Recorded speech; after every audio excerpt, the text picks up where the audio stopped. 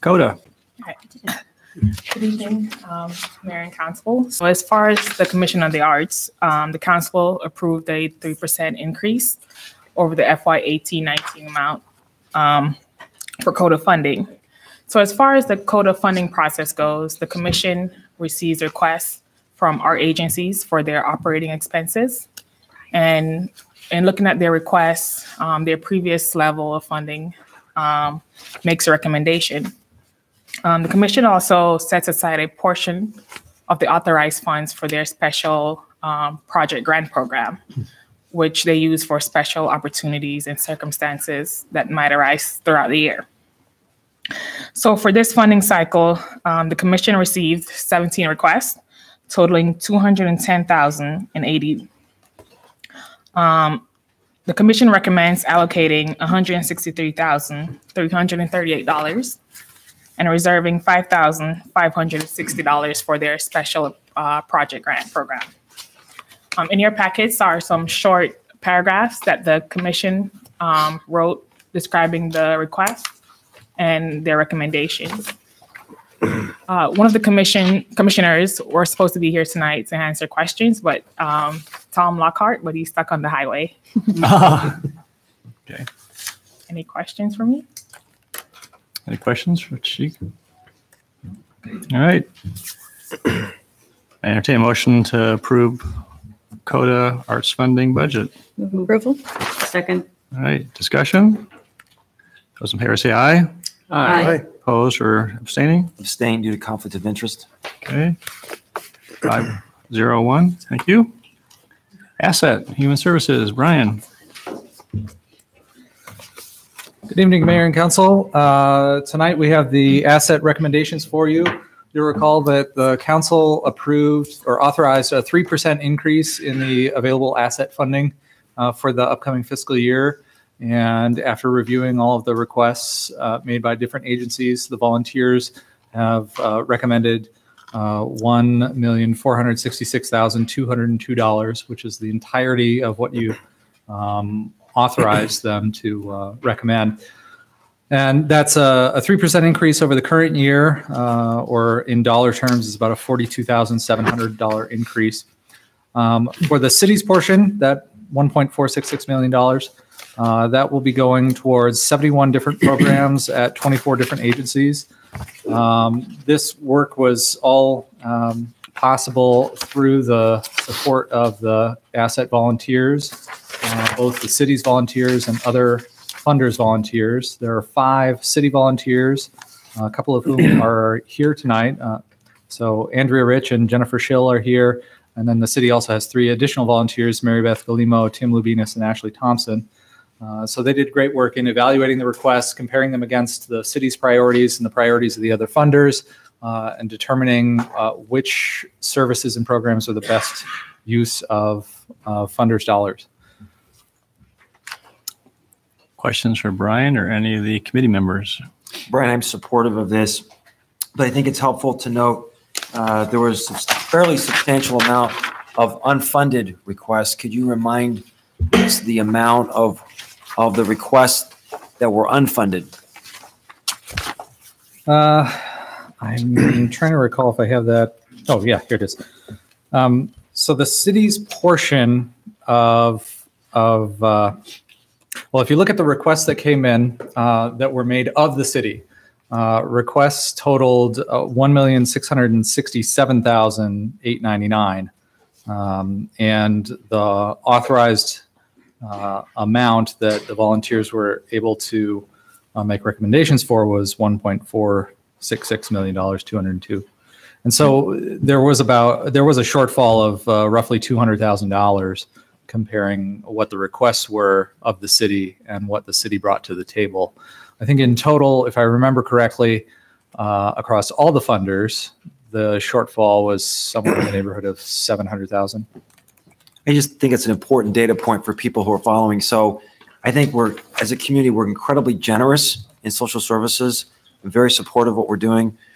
But at the same time, I think it's important to note that there are important funding requests that aren't being met.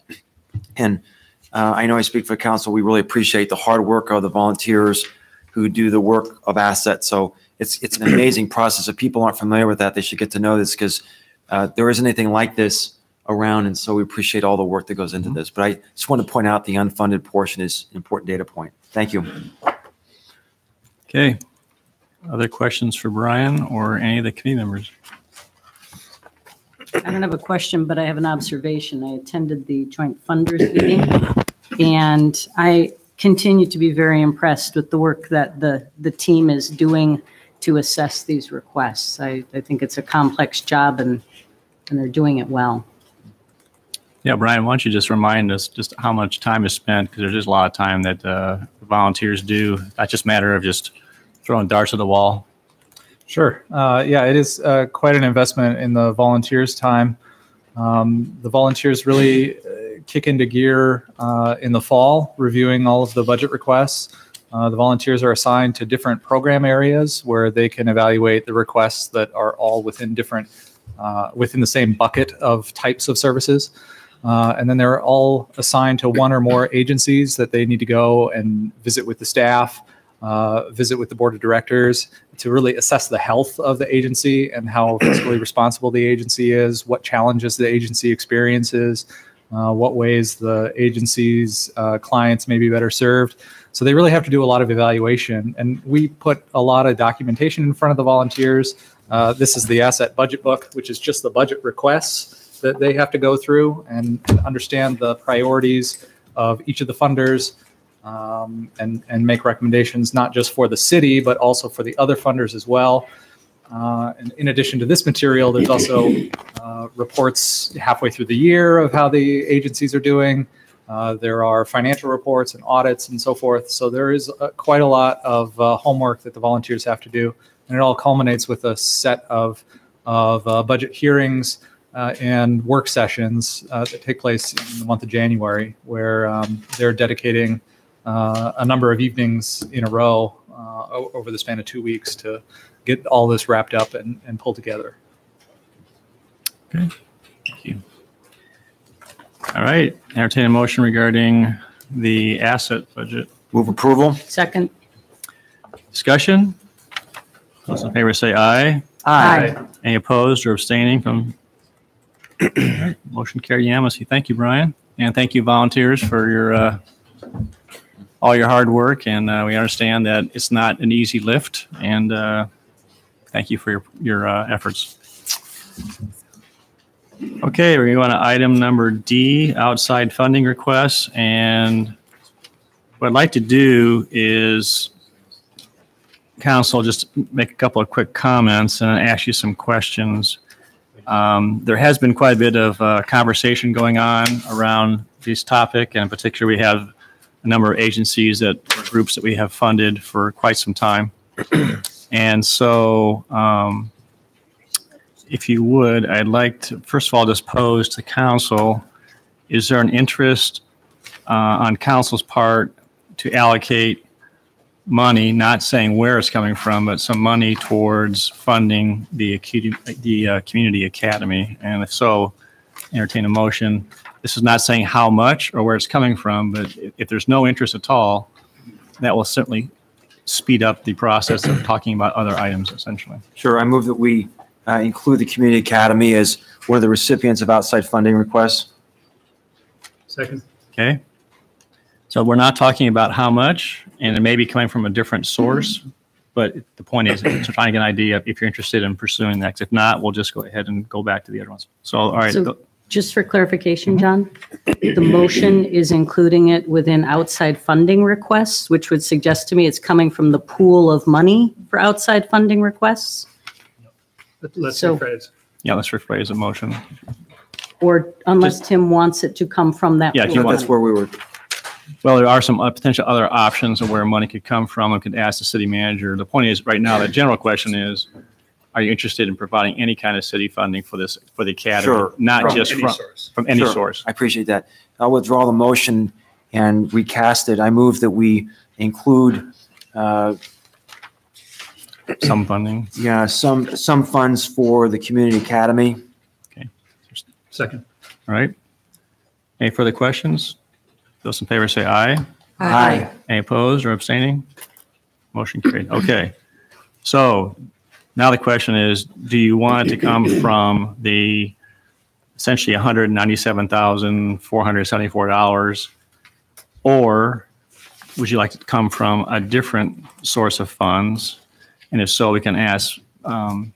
Shanker where those funds might come from. In other words, are we going to use that bucket, so to speak, of the 197?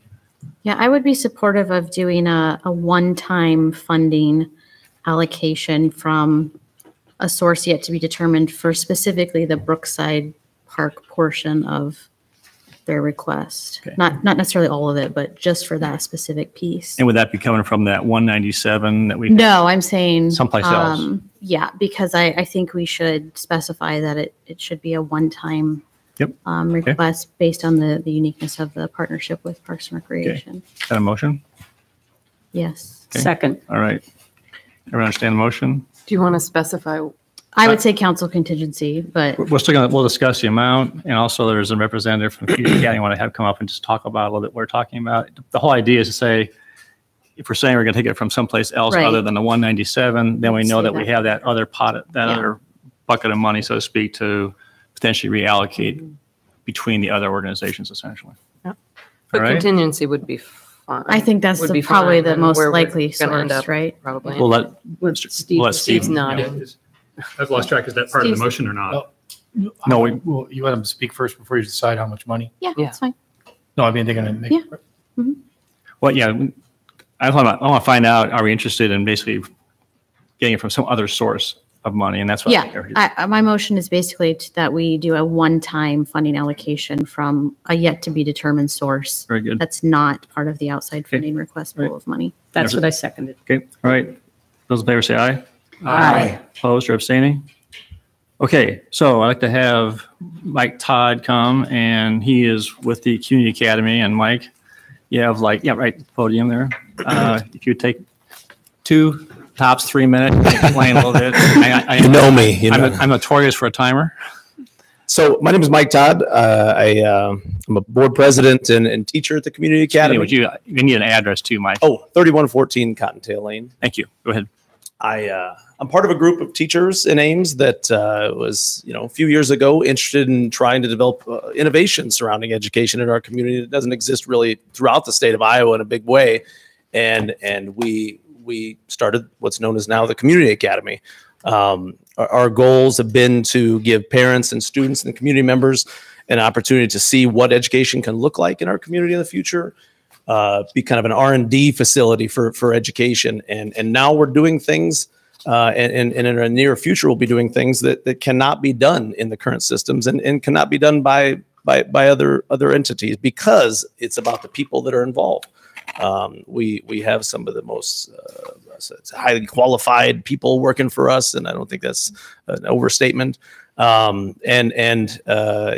think last summer we did a lot of work in South Ames.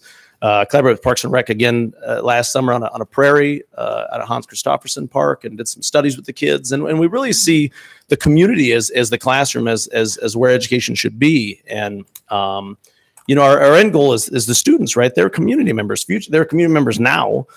They're future community members, and we should be teaching them about what it means to be a community member. And we think that is involving everybody in decision making. And so when we go out on these projects, the project becomes their educational, context, real world. We're going to do something. Well, how do we decide what to do? Well, let's talk to some people, right? We're going to Brookside Park. We're going to work on the Audubon Trail. Who's worked on the Brookside Park Trail? Who created the Audubon Trail in the first place? Who are these people? We're not going to ditch these people. We're not going to decide. We know what we're doing. We're going to just get it done. That's what education is now. And we see it as fundamentally different. Involve stakeholders. We're working with Lori Biederman, who's starting up a Friends of Brookside Park group, and Keith Abraham, the director of Parks and Rec, and the Audubon chapter of Ames, and local groups that do trail work, and local groups and experts that do understand ecology. People who understand forests, people who work for the city who have these areas of expertise. And these people come in and work with the kids and try to help them understand things. The kids put together some initial ideas of what we could do, and then they start to go back through the stakeholders and say, "What do you guys think? What's your critique on this?"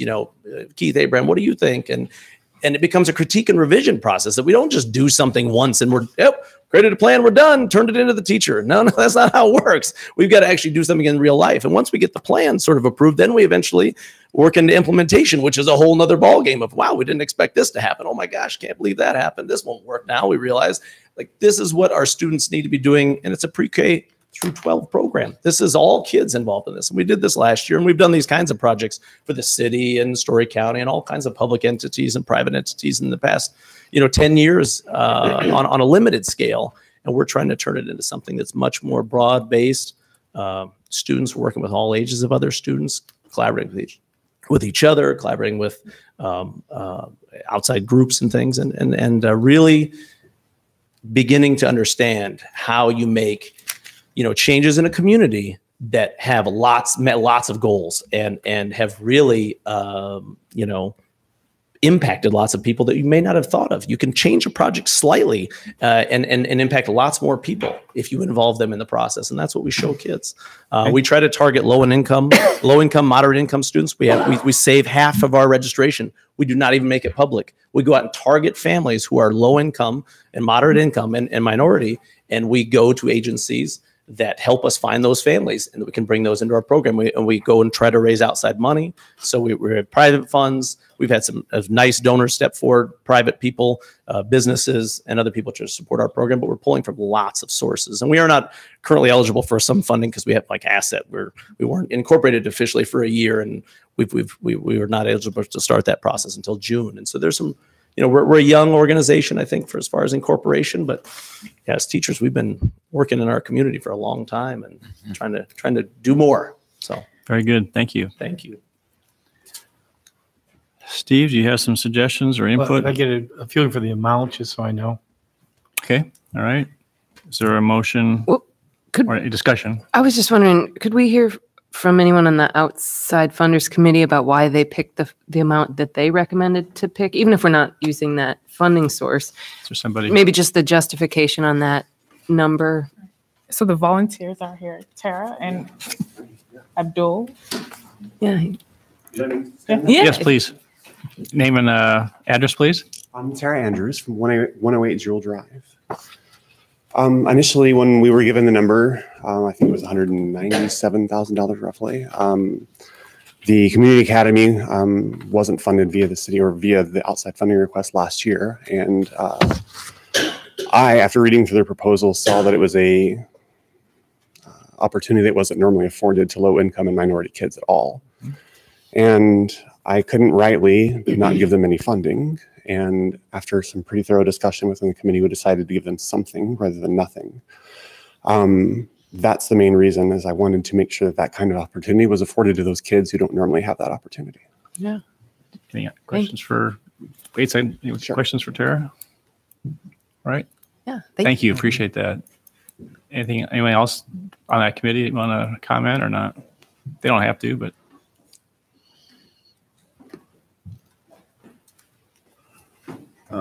Abdul Muhammad, 1426 Clark.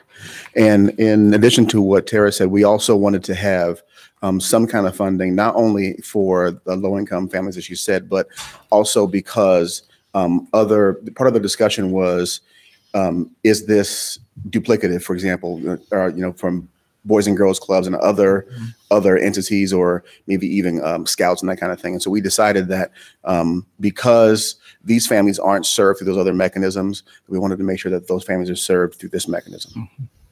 Good. Yeah. Thank you. Is anybody else here, Tashik? No. Okay. Okay. In your work with the committee, Tashik, do you have any other comments beyond what we've already heard? No, I share their perspective. Okay, thank you. Okay. Council? Well, I'd move that we fund the $67 from council contingency for the Community Academy. I think we want to, you said from council contingency. No, how much was it? I'm sorry. That $11,667. And that's from where?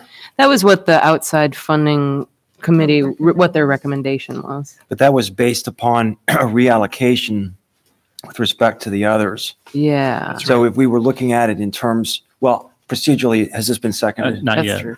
Oh, let's get a second. Yeah, I'll second, that's fine. It's seconded. Yeah. Discussion. So would you, so you're willing to make that recommendation, even though that number was Relative result to of other numbers. this allocation? Yeah, I mean, I guess it seems like a fair stab at what we would be willing to fund them. And even if it's coming from a different source, I don't know, it just seemed like a fair number to me, but So I'll make my pitch. I think we should, $58,000, I think is the amount requested. When you look at what work they're doing, this is a unique opportunity. I spoke on this briefly in the days before. These are some of the best teachers we have in our school district who have said, we need to do something creative, innovative, outside the box. This is targeted at the very children that we need to be fully putting our shoulder behind the plow to support. Their educational opportunities. This isn't just working on trails. It's a very holistic approach. They're learning science. There's an emphasis on arts. I mean, it's a very holistic package. I'm having difficulty imagining how we could spend this money any better for the next generation. These teachers are donating tons of time to this. And I think time will tell how things will develop and other funding sources.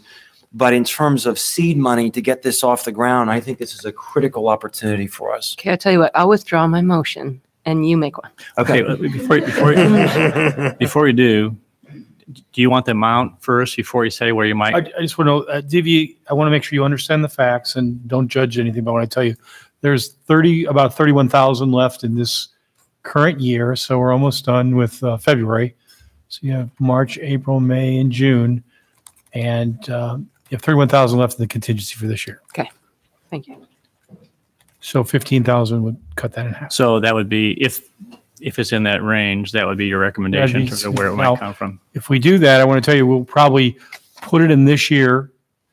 But I think you're talking about contract that will take place in next fiscal year after July. So we'll have to carry the money forward. But that's how we would accomplish it.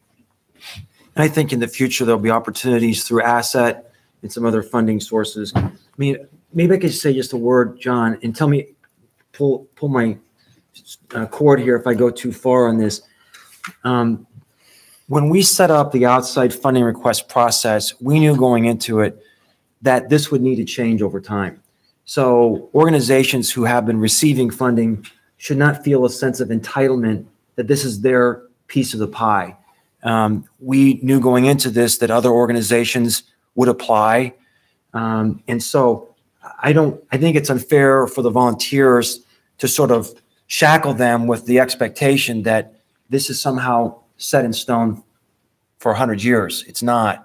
And so it was just a matter of time before a worthy organization would come and make a request and then cause a disruption in the funding. And so organizations that had received funds are now very upset that they're not getting what they thought they were entitled to. And I think it's important.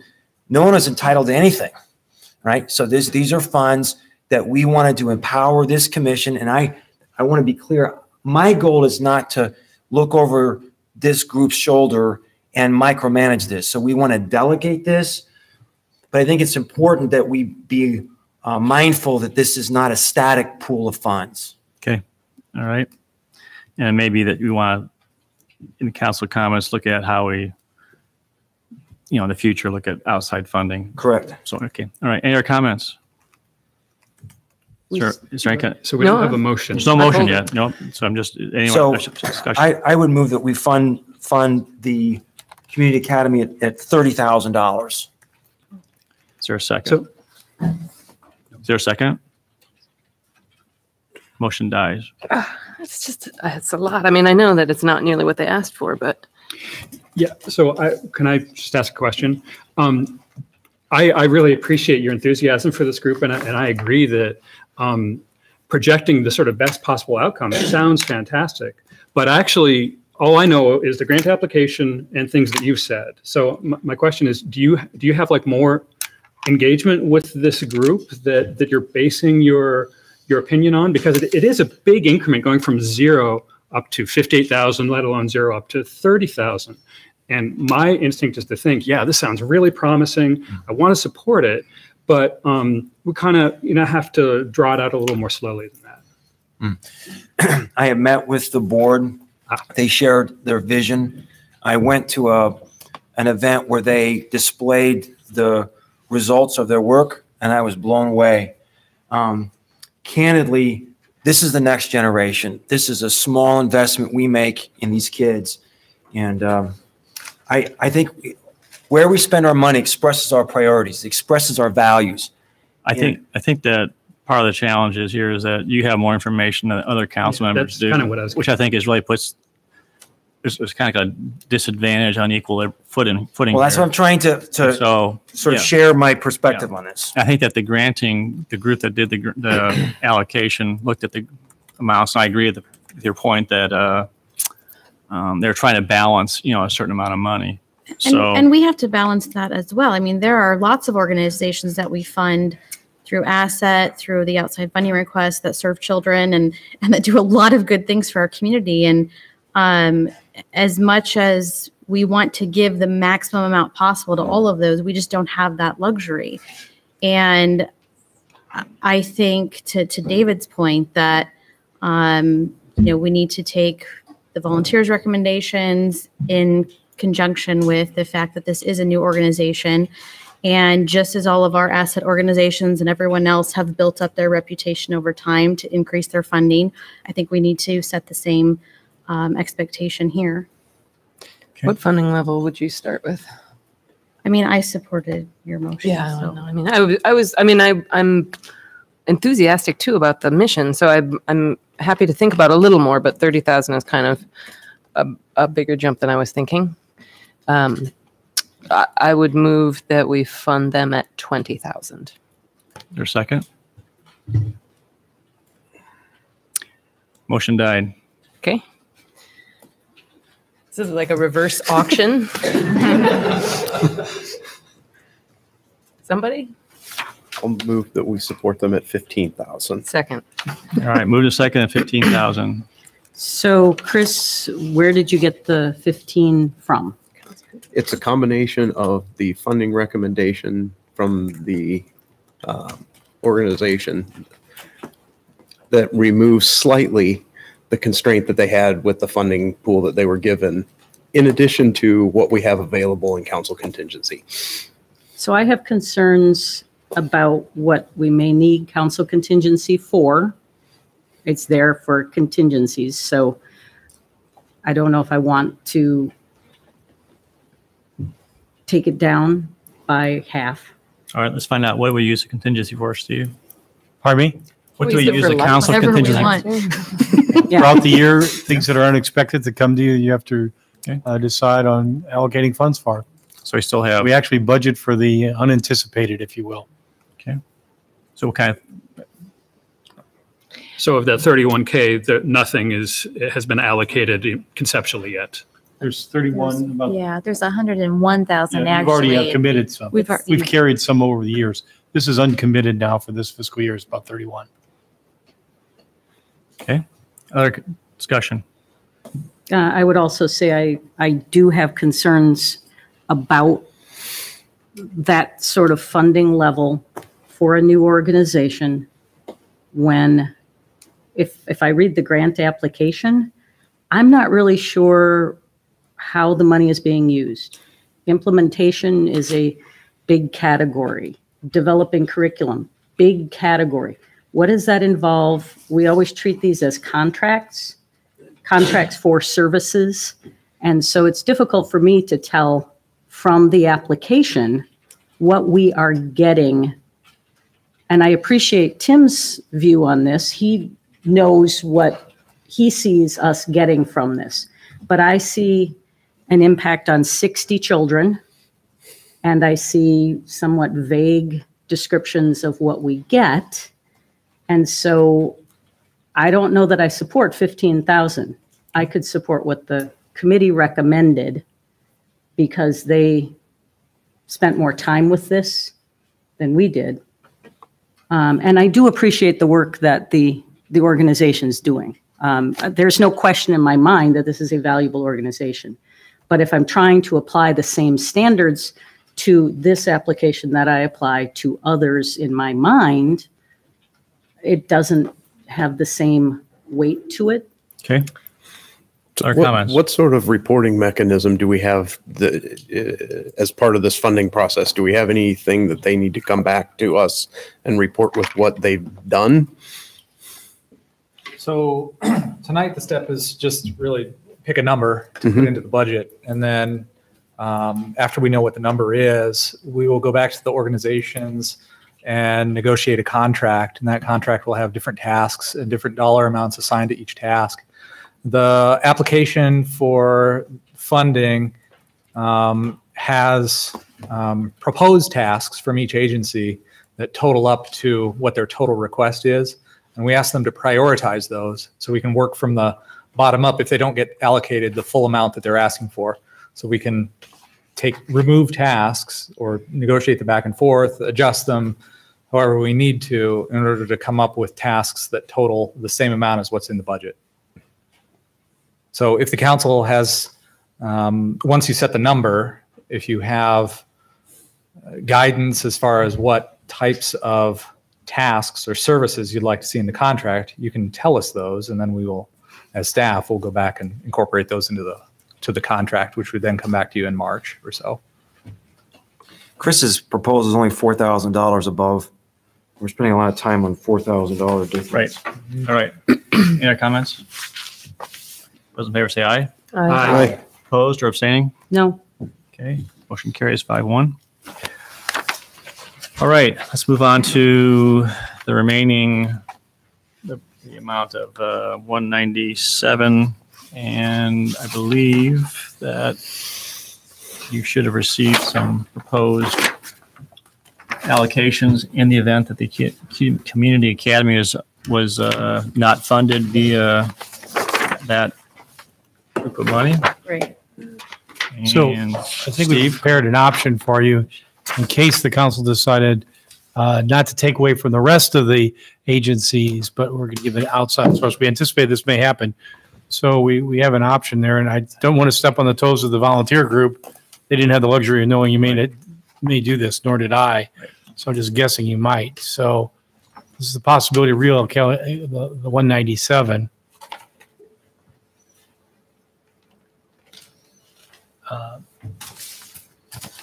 It's a little bit clearer than this. It'll come in. They're warming up. Cold.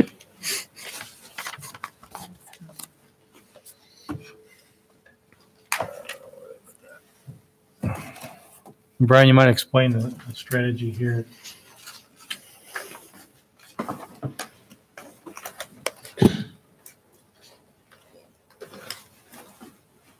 Sorry, what was the question?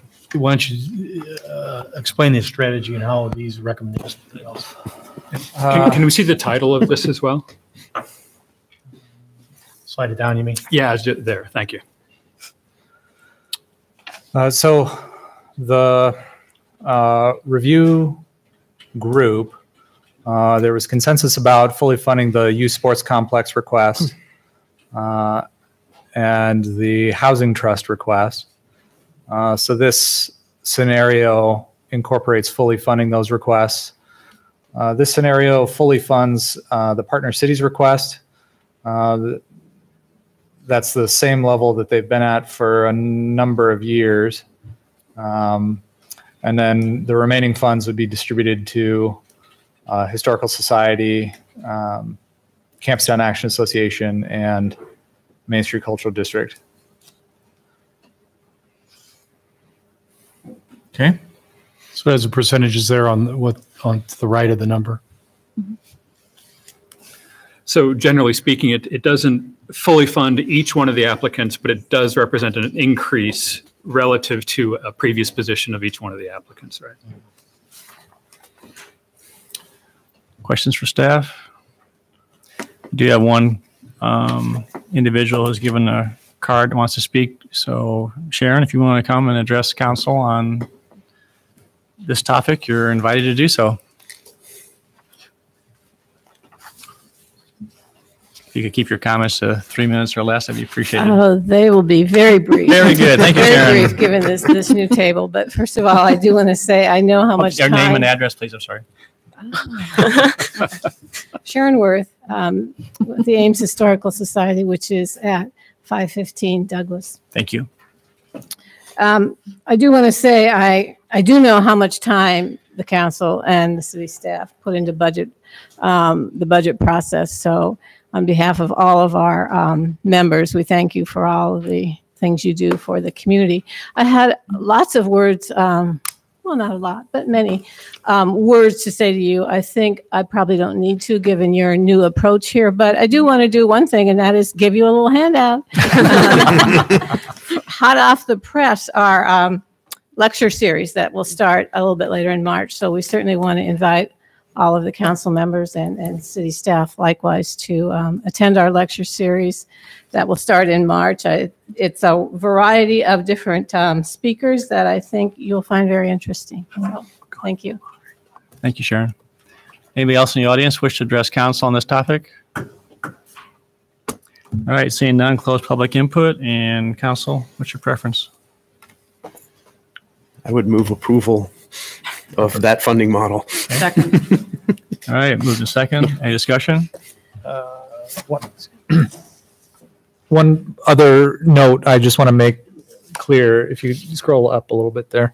So the AEDC has a request that was reviewed by this group that comes, we have funded this in the past. It comes out of a separate pot of funds. It doesn't come out of the 197,474 that you authorized for the group. It comes out of hotel motel funds because it's an economic development activity. And so the group reviewed that and simply gave a thumbs up or thumbs down about whether that request ought to be considered here, since it doesn't count against the rest of that pool. So the group did recommend 15,000 for that. And so that's shown at the bottom of this page. I just wanted to make sure that didn't get missed. Okay. And so was that part of your motion too, Chris? What's now visible on the screen? Yes. Okay. Thank you, David. All right. Those in favor say aye. Aye. Opposed or abstaining? Nay. Okay. Motion carried. Tara Mohammed, I think that you were probably appreciate the fact that you're working within a certain constraint of funding. Appreciate your efforts, and I think it shows in terms of council funding, both the CUNY Academy as well as the other agencies as well too. So thank you for your efforts on that. Any other requests that we need to talk about? Any more? I think there's one other topic with respect to the CAA and Ames Main Street for communication. Would you like to pick it up now? Yes, let's do that, please. My thinking here was just that we've spoken at council about adding a requirement that city matters that are communicated involving Campus Town and downtown actually get pushed out to those communities by those agencies. And not just the current members of those agencies. So I think we kind of agree that we want that, but I'm not sure it's written anywhere. So my proposal is that we write that into the contracts coming up for this year associated with this funding that we just approved. Okay. I'll second. Move to second. Discussion or questions? Those in favor say aye. Aye. Opposed or abstaining? Motion carried. Anything else? Anything else, Brian? All right, move on to item 2, public input on capital improvement plan and budget. Is there anybody in the audience that wishes to address council on the proposed capital improvement plan?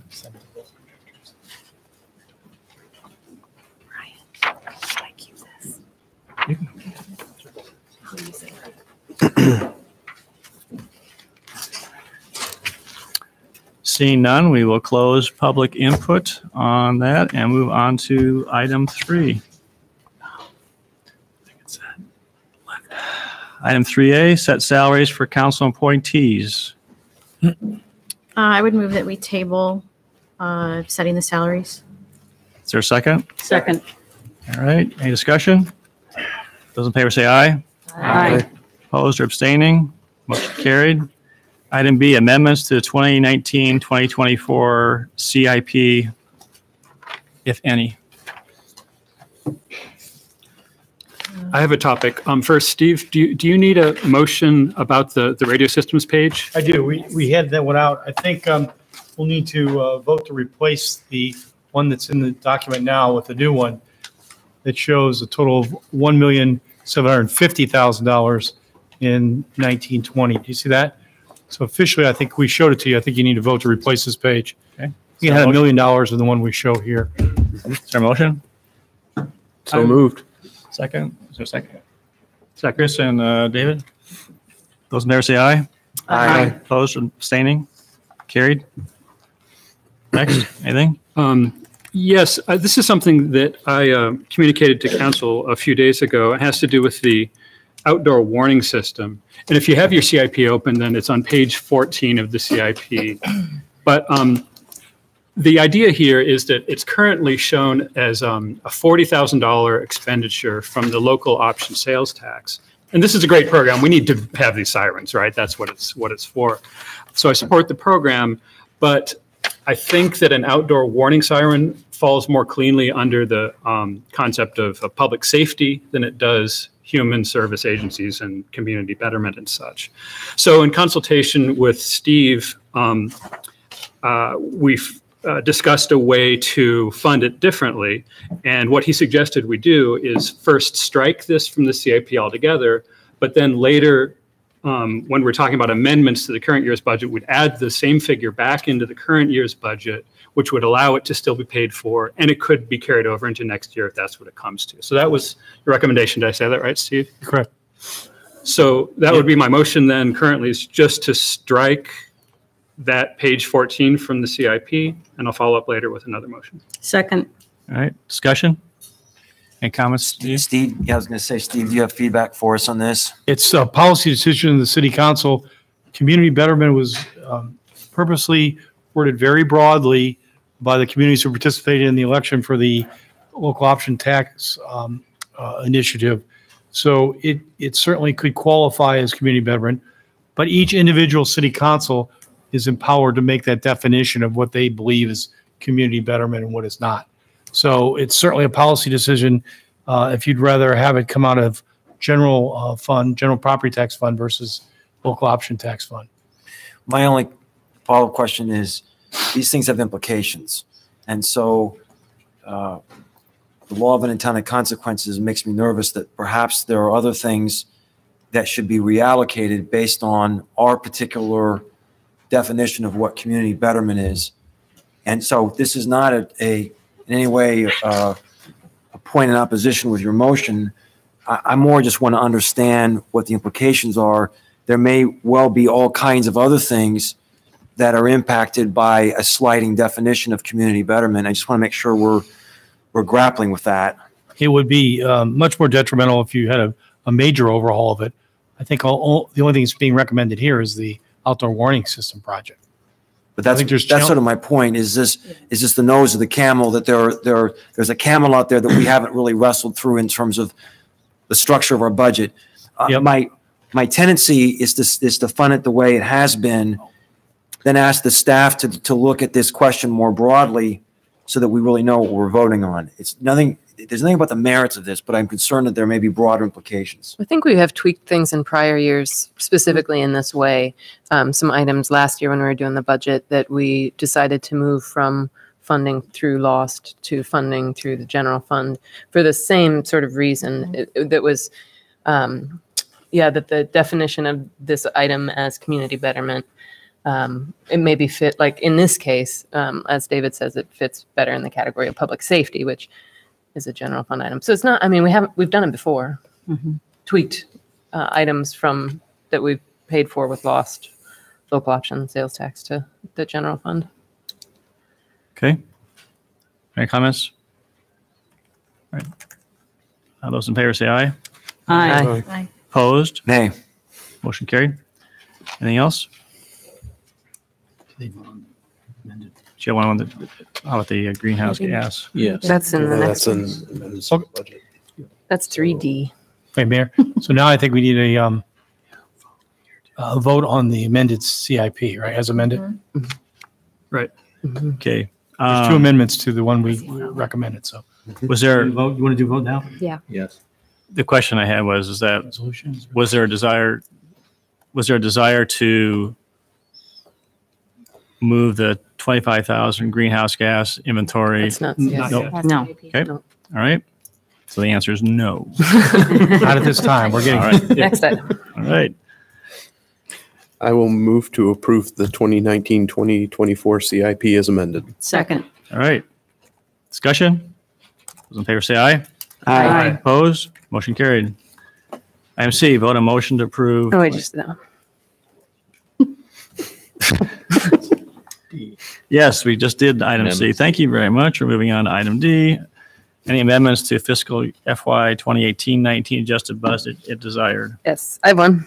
Okay, I would move that we amend the that's 2018-19 budget to include 25,000 for a community-wide carbon inventory to be performed in fiscal year 19-20. Second. all right. Moved in second. Discussion? Would you accept an amendment to have it be a greenhouse gas inventory rather than strictly a carbon inventory? Yes, sorry, that's right. My mistake. Yes, a greenhouse gas inventory. Still second. Would you Okay. also agree to Second. fund it from All the right, general second. fund? All right. Excuse me, the source of the funding then will come out of the available balance. Yeah. Right. Of the general. So always keep your mind on the ending balance in the general fund was going to be 880,000 in excess of the 25%. So now we will now, if everything stays the same, that will be reduced at ending balance at the end of that second year. Will be down 25,000. You're going to dip into the balance this year for the 25,000, which is right. I'm saying I would recommend that. Okay. And by the way, that was just talking to some consultants. When proposals come in, those numbers could be less, they could be greater. We have not bid this out yet. That's the best number we could give you for budgetary purposes, just so you know that. Okay. Those in favor say aye. Aye. Opposed or abstaining? Motion carried. Any others? Following up on my previous motion for the outdoor warning system, I would move to add $40,000 for the outdoor warning system to the current fiscal year budget to be paid for out of the general fund available balance. Second. All right. Discussion? Any comments? Steve? Nope, same thing. That'll reduce next year's, if everything stays the same, it'll Okay. be $40,000 down. All right. Those in favor say aye. Aye. Opposed? Nay. Okay. Motion carried. Any others? I would move to add $25,000 in funding for a cybersecurity study to be funded from the Information Technology Fund 2018-19 available balance. Second. All right. Discussion? Steve? Well, Dwayne has it in his, do you think we need that, or can you just take it out of your? Councilman Nelson included that in his motion. Take it out of the information. Information Technology Fund available balance. Available now. Okay, so that's not the general fund, just so you know. That's Correct. That's a budgeted balance we have already, so it won't have any implications on the budget at all. And that's for this year or next year? I forgot. We gotta do it next year. This year. We're amending this year. Okay. Before we vote, I just want to make sure that that actually works with your planning and allocations for those particular budgets. Yes, absolutely. Thanks. Okay. Those in favor say aye. Aye. Opposed or abstaining? Motion carried. Anything else? All right. Entertain a motion to approve adjusted budget for FY 2018-19 as amended. Move we approve the adjusted budget for fiscal year 2018-19 as amended. Second. All right. Those in favor say aye. Aye. Opposed or abstaining? Motion carried. Need a motion to set March 5th, 2019 as date for final public hearing on adjusted budget for FY 2018-19. So moved. Second. All right. Those in favor say aye. Aye. Opposed or abstaining? Motion carried. Any amendments to proposed 2019-20 budgets? We have these down here. We need to read these off, Steve, in terms of Do we have to repeat these since we already voted on them? the CODA and all that. Those, I think you need to make sure it's included what you voted on. In other words, your three pieces you already voted on, they have to be included in this too. So what do you want to say, has amended or as, how do you want to word the word? We actually should have waited to vote on it at this time. My bad. That's right. How do you want to? Sure. I think One they can- thing, go yeah, ahead, Nancy. the CODA we didn't change, or the asset didn't change. Public art is the same, so I think The only amendment would have been the additional funding, and that comes out of contingency is already anyway. So really, there's not, I don't think there's any number changes to the budget. So they've allocated the numbers, but they've already Okay. taken that. Right, decision, so. yeah. So we got taken care of. Think so. You good? So I think you could just vote on it As is. as is.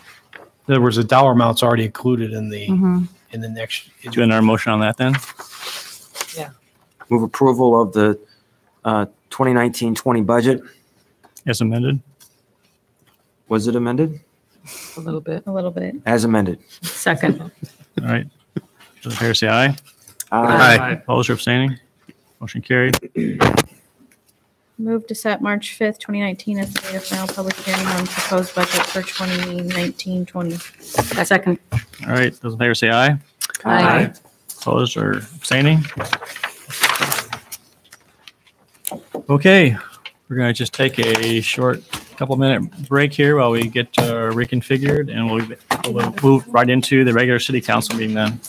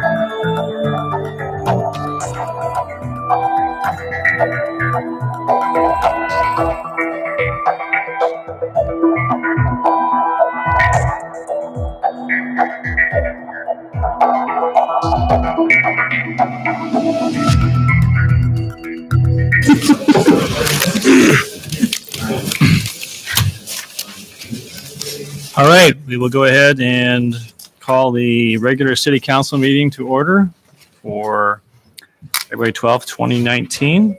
First item on the agenda, consent agenda. Council, is there anyone that wants to pull any item? Hearing none, entertain a motion to approve. Move consent. Second. All right, roll call. Aye. Aye. Aye. Aye. Aye. Aye. Okay, move on to public forum. I have one card, and that's from Irv Klaus, that he would like to address the council. He's assured me that he'll take 3 minutes or less. And Irv, introduce yourself and your address, and please proceed. Good evening. I'm Irv Klaus. I live at 1405 Grand, at least for a short time. I wanted to bring you some information that I just got today from a report by Yale University. The Yale University's program on climate change communication has been in existence for about 8 or 9 years, but in 2013, they began to do some surveys, and they conduct semi-annual randomized nationwide surveys of people's attitudes. And they've categorized Americans into 6 groups, which they call the Global Warming 6 Americas. And it's based on their climate change beliefs and attitudes and behaviors. And the alarmed group at the bottom of the chart that I've got up are the most worried about climate change and most supportive of aggressive action to reduce carbon pollution. In contrast, the dismissives, which are on the top,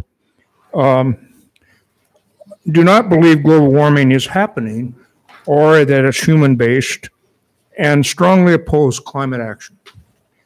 The latest survey in December 2018 finds that the alarm segment is at an all-time high of 29%, which is double what it was in 2013, which is over on the left side of the chart.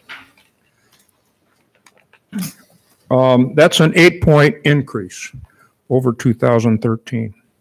Conversely, the dismissive segment, 9%, and the doubtful segments have both decreased over that 5 years. The percentage of Americans in these two segments has declined by 12% total since 2013.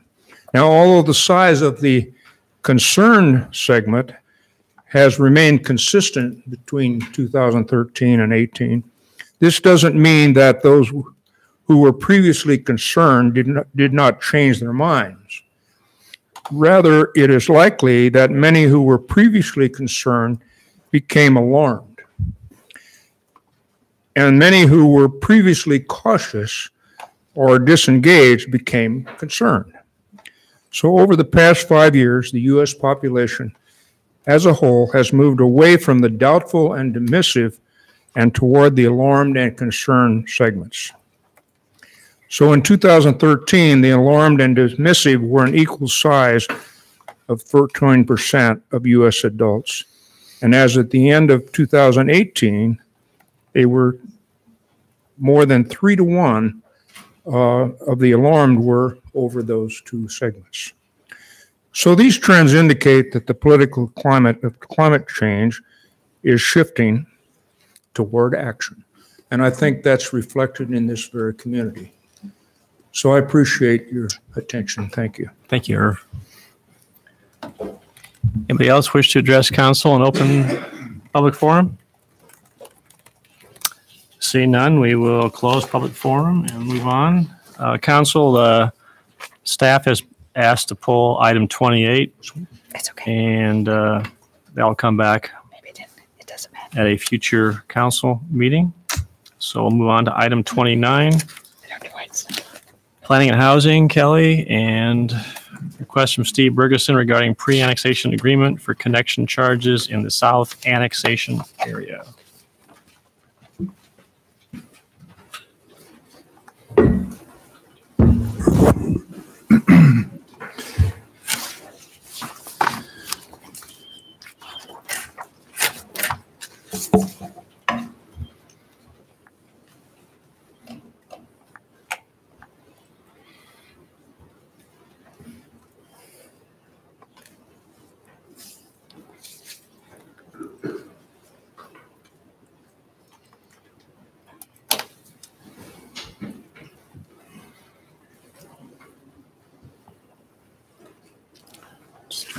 Just trying to get the map up on the I think screen. it's just taking a minute to warm up.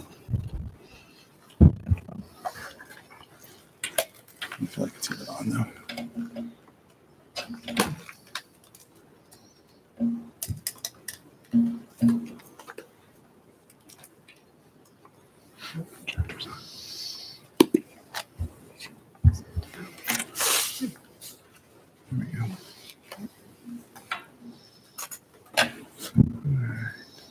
Good evening, City Council. Tonight, you've received a report in response to a request from Mr. Steve Bergeson, who controls a large amount of land in South Ames.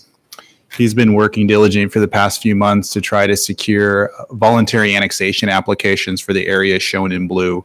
He made a request by email about a month ago asking if City Council would consider creating a pre-annexation agreement for existing homeowners to choose to voluntarily participate in the annexation process. The reference to this was from a concept the city had adopted in pursuit of a northern annexation about 5 years ago, which we refer to as Grant Avenue or renamed to Hyde. And the example was in that situation to try to, again, pull a more comprehensive annexation together along Hyde Avenue where you had some parcels available for development and you had some existing parcels developed with rural residences. The situation is somewhat similar to this. And Mr. Bergeson believes that the City Council is willing to consider a pre-annexation agreement that allows for reduced connection charges for water and sewer, that a number of these property owners that have homes on them be willing to consent to annexation as part of his application process. What we have outlined in this report is a description of how that last agreement was structured. Staff believes that if you were to give direction under Alternative 1 to proceed with a pre-annexation agreement that allowed for a reduced connection fee for water and sanitary sewer, that would be within the scope of the prior agreement, and it would not have a detrimental effect on the city's funding for water or sewer operations, and it could be beneficial to help bring in a cohesive application for annexation. So if you take action tonight to refer this to create a pre-annexation agreement, what would happen is that the city attorney's office would reformat the pre-annexation agreement. We would distribute it to Mr. Bergeson. He would secure signatures of people that are willing to annex to the city.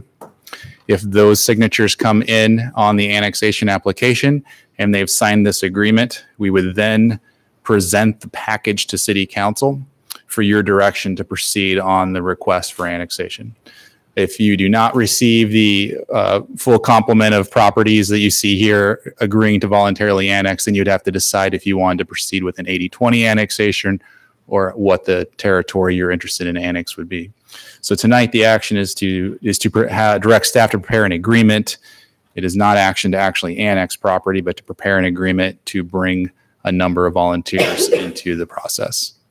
So if you have any questions on the prior agreement or the alternatives, I'd be happy to respond to those. I have a question about the prior agreement and the road improvements. Yeah. And how that was justified then versus in this recommendation. You know, we're not seeing a recommendation about improving Cedar. Can you walk us through the difference between the two? Correct. So in the Hyde Avenue area, it was a gravel road when we were annexing property in that area. The city had negotiated with the developers about which road improvements were necessary to support subdivision in that area. And we were a property owner along the frontage of Hyde in that situation as well. So we were actually participating in that project of paving the street. So what the pre-annexation agreement states is that properties with an existing home were not subject to the streets paving assessment project, because the city had already negotiated out these costs with developers to ensure that the full complete street was built with concurrence with development. So in this case, although there's 3 street frontages bordering this, University has paved travel lanes at this point. The county completed a project. We completed a project earlier. Oakwood also has a paved street, and part of Cedar does, but when you get to this area here, this last quarter section, I think is what it is, or quarter section, that's an unimproved gravel road. And in our conversations with Mr. Bergeson, who would control this land for development down in this area, our expectation is the developer would take on the traditional obligation of completing Cedar Lane, and that there would not be a city street assessment project for that. Okay, thank you.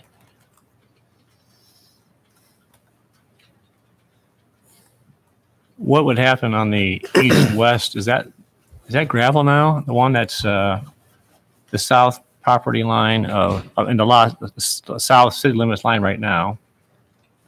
Go to your left. There you go. Go down now. Yep. Keep going. Now going east-west from that point, is that paved or is that gravel right now? There's the road that exists right now. That's so this section is gravel from here to here, and then what exactly the street system is going to be into this area is a decision you would make through the development review process. On the south city limits, though, will that become also a paved street? On this section line here? Right. As you keep going. Not necessarily. It depends on the street pattern that's proposed in the subdivision. Okay. So internal streets would have to be paved. Our expectation is that as this gets planned out, you will see an east-west road get from University to Cedar. The alignment hasn't been picked on how that would work. The other part of this, is the negotiation of having that regional trail come through this former railroad right away, and that'll be part of the design of the area as well. And there's a small section that's not shaded. We're not creating an island, are we? Oh, you talking about right here? Yes. I missed that when I was picking up the parcels, correct. So that would be included. Okay. Good catch.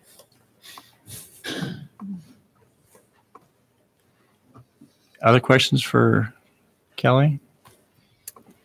I have one more. Does it seem strange to have a triangular shaped piece like that? Is that kind of like inconsistent with the Code of Iowa, or not really? Or there's nothing saying you can't have an irregular shaped lot. Our code would suggest you prefer that, but that was a parcel that was created previously, so we've had no say in its configuration to this date. Okay. Other questions for Kelly? Was it created as a result of a railroad line? I would assume so. I haven't spent time on the history of that. And Kelly, we also got an email. You got a copy of the email I forwarded on to council from Mr. Bergeson. Is there anything else in that email that you wish to bring to council's attention that is germane to the conversation before you open to public comment? I mean, and the email was addressing the promoting proceeding with this agreement that was again tied back to the original version referred to as the frame agreement or the Hyde Avenue. Just to be clear, some of the other things that we describe in the report are that if someone wants to connect to the water or sewer system, it's at the private property owner's cost. Only thing that's reduced is the fee you pay to the city for that. If you have rural water issues, if you're under contract with rural water, that's a private property owner's responsibility to secure the rights to connect to city water, not the city's. So a number of elements that we traditionally deal with annexation, those would still be here. We're not changing any of those policies that would be expected in this area. Well, I guess I think maybe we can have the applicant, address this here in public comment, but I'm just quoting from this email. It says, as you know, most of the landowners, if not all of them, will not pay the $20,700 to buy out their Xenia water rights to hook up to city water. So keep rural water, is that what that's saying? So I think what you're hearing is someone expressing an opinion that most people wouldn't financially choose to buy out their existing water contract. So the likelihood that they take advantage of the reduced water connection fee is what I think they're saying is unlikely, even if it's available to them. Versus the sewer connection, there's no buyout requirement. They can just make that change and hook into the system at their leisure. So one other clarification in that email, in that same paragraph, we're told, in addition to this, would of course be that the Cedar Lane Road development cost not fall onto the homeowners. So is that what you just described to Bronwyn? That the development of it, it'll be for those people who are buying the development, not the people who are already there? So alternative one does not reference street paving. So if you pick alternative one, the pre-annexation agreement would only deal with the connection district charges. Because the city is not initiating, or we have heard no indication by the council that you're interested in an assessment project to build a road, that is why staff didn't say it was necessary to put into an agreement that you wouldn't annex or you wouldn't do an assessment for the paving of 2 lanes. And that's all the Hyde Avenue agreement said, is that you wouldn't be charged for this specific 2-lane paving project on Hyde. If that was to be brought in to an agreement, what I was saying was that the developer understands that the city would look at them as the responsible party as having the developable acreage on Cedar Lane. There's also an outstanding obligation that ISU owns on the west side of Cedar Lane to participate in the project too. So staff doesn't believe that the 3 or 4 properties that have gravel road frontage would necessarily have to be involved in street improvements. It's the expectation that larger development would need to do that. And that would usually come through as either you could negotiate it into an annexation agreement up front, or you could deal with that as part of a rezoning or a subdivision improvement. Now, if a property owner subdivides, the frame agreement would say when you subdivide, you trigger your own normal subdivision improvement requirements, not necessarily part of an assessment, but part of your frontage improvements. So if there's no assessment here, no one does any subdivision, then there's no street improvements that occur unless it's part of a larger development project. Okay. Other questions for Kelly? All right, open public input. Does anyone in the audience wish to address council on this item?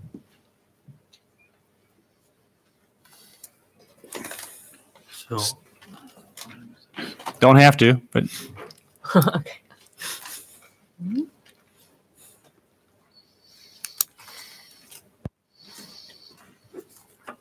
I just wanted to emphasize. Oh, sorry, your name and address? Yeah. And we live on 3314 Cedar Lane. Almost all of the homeowners and landowners are under a Xenia contract. And so when I made that statement, it's come from personal conversation with each one of us that we're not going to pay $20,700 to get out of that Xenia contract. So any connection fee to city water probably wouldn't even be relevant to our group. So I just wanted to emphasize that. So just point of clarification, you're saying you'll just stay on Xenia versus connecting to city water then? Yes. Thank you. That's helpful. Questions for Ms. Ferguson? And just so I understand what Kelly told us a moment ago, your statement or hope that that the Cedar Lane Road development costs not fall on the homeowners, that's not to say that the street construction cost wouldn't be part of the developer cost in Exactly. the neighborhood, Yeah. just rather that you're not anticipating a special assessment on the homeowners right now. Right, and those two homeowners on that part are Ann and I and the Heralds. And so we're just making a point that we didn't want the expense of that development falling on us as individual homeowners, but the development company would expect to undercur that cost. And not the city. In other And not words. the city, Okay, yep. Thank you. Okay. Thank you. Appreciate it. Thank you. Anybody else? All right. Close public input. Council? Kelly, for clarification, are we confident that Xenia does in fact have rights here for delivery of water services? We've had disputes with, and I'm going to speak about them respectfully tonight, but I don't feel like speaking about them respectfully because of how poorly they've treated the city in the past. But we've had disputes with respect to boundaries and maps, and have we done a thorough analysis to make sure that Xenia does have the rights that they claim they have? I can't say in the last few months I've gone back to double check what we believe is the territory boundary. I think we're pretty comfortable that most of this is in their area. I don't know that we think this is a disputed area. For sure, a number of them are served right now, so they do have a contractual responsibility to pay for water when they chose to hook up to Xenia, and we released those properties to connect. And just to be precise, I'm not doubting that these folks are paying for Xenia. My question is a little bit different, and that is, does Xenia have a right to claim this as their own territory such that if they didn't, they could say, bye-bye, we're done, we're going to go with the city? So I understand that question. I haven't looked at it recent enough to tell you exactly where the line would be between city service and Xenia service. We can bring that back to you as an informational item. We can distribute that to you as an informational item if there's an area of controversy. Do I need a motion for that, or can we let the staff just do that? That's an important data point. A motion regarding Xenia. It's information that we have. I just haven't looked at it recent enough to just be able to tell you tonight where the Do line you is. recall Bob did that study? It was Bob. Yeah. Brian and I went to great lengths to get a notebook full of trying to define all the boundaries around the community. And we have that. We can check that and verify that this area is legally Xenia territory. If you could, I'm just not assuming anything with these folks. No, always fair. Yeah, thanks. Need a motion on that? Yeah, why don't you do a motion just so I have it? I move that we ask staff to provide us with information about the boundaries of Xenia's water service territory as it pertains to this proposed annexation area. Is there a second? Second. All right, second. Any other discussion? Those in favor say aye. Aye. Opposed? Motion carried. Any other questions for staff? Otherwise, entertain a motion on an alternative.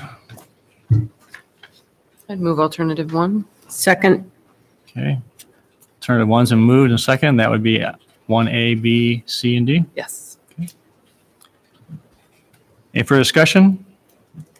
Those in favor say aye. Aye. Opposed or abstaining? Motion carried. All right. So next step, again, we'll get that document put together, get distributed, and we will bring back whatever the application package is to you for direction here, I think pretty soon. Thanks, Kelly. All right, moving on to Public Works, item 30, request from Gary and Kathy May to connect to extended water main at 3520 South Riverside Drive.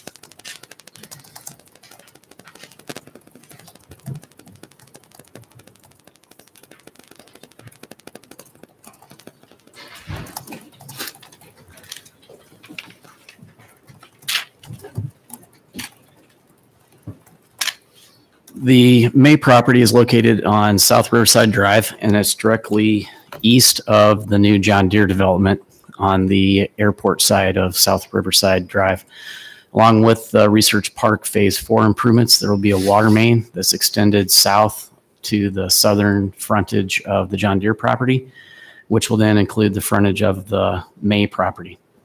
So the Mays have requested connection to the city water main. They were annexed into the city along with the Research Park area in 2014. The typical connection fee for water and sewer is laid out in the municipal code. It's currently $20 per lineal foot of frontage, of property frontage for both a water connection and a sanitary sewer connection. The general purpose behind that is to recoup the city costs for a main that was installed with city funds. So in this case, the main will be 50% funded with the EDA grant. So the Mays have sent a letter to council, and that was referred to staff, that asking that we consider alternatives to the standard $20 per lineal foot for their connection fee.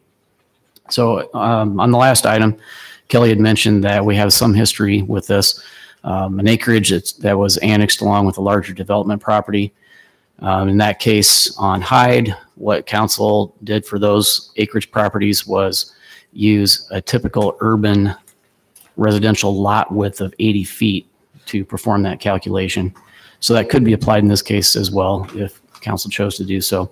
In fact, when this area was annexed, there was a staff report presented to council at that time, and that was the staff recommendation. However, council declined to make any motion at that time.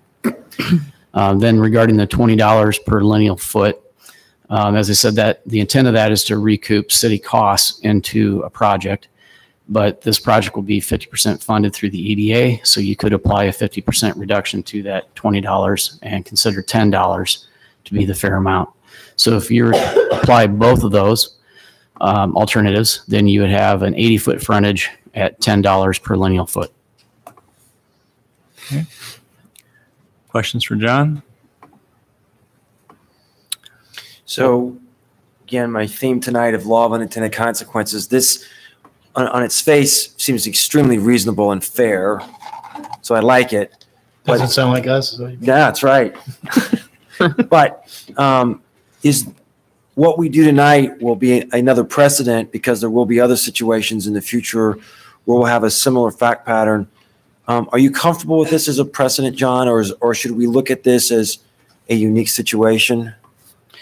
Well, I think it's fair as both, fair as a unique situation, because there are particular factors that apply only to this case, but also as a precedent, because I think using that standard of a standard 80-foot typical lot, because this is just someone that's going to connect for their home. So if they were to do that in a typical urban setting, it would be about $80. So they're not using it for any development purpose. They're just using it for a home connection. So I do think that 80-foot frontage is fair. And then with the grant paying for half the project, I think a 50% reduction in the lineal foot fee is also fair. What if their property wasn't a home, but it was a larger parcel that could itself be developed at some point? Would the analysis change with that? Yes, if it was developable, then I think staying with the standard connection would be fair. Okay, so I think it's helpful for the groupthink that's going on here, that's a distinction that we want to sort of bear in mind. I don't know if there's a way of making a note of that for future, but I certainly would have concerns if that was a developed piece of ground extending that rate. So, yeah, and in fact, that staff report I mentioned from 2014, when we recommended the 80 feet, had a provision in there that if they were to subdivide and create additional lots, that they would have to then pay back what that typical amount would have been. But every deal is different. If this was 100% financed from federal funds, let's say, you wouldn't have a hookup fee necessary to recoup the cost. You wouldn't need to. So, to give an example, we're going to maybe extend the water and sewer on the east end of, in the industrial area. That will be a new project. We're going to incur liability. We're going to have a cost to that project. It might not be $20 a square foot. We'll have the exact cost. We'll have an obligation, and we'll set up a hookup fee and try to recoup those costs as we go along. So you have to look at how we're financing it, and how we're going to charge it back, and the breadth of the project, who will benefit from it. That'll affect the cost too, or the revenue too. So every deal is different, is what I'm saying. Yeah, appreciate that. Okay. I move alternative. Let me, excuse me. Is there anyone, I'll open up public comment. Is anyone in the audience like to address council on this topic?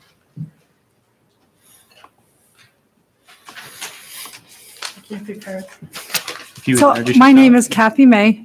Let me guess your address. Let me see. Is it 3520? Yeah. So when we remodeled our home back 12 years ago, we added new water, new septic, new electric, new gas lines, and we had no expectation or a knowledge that in 12 years we would be annexed and be required or invited, I guess, to hook up to the city of water and city water and have their specifications.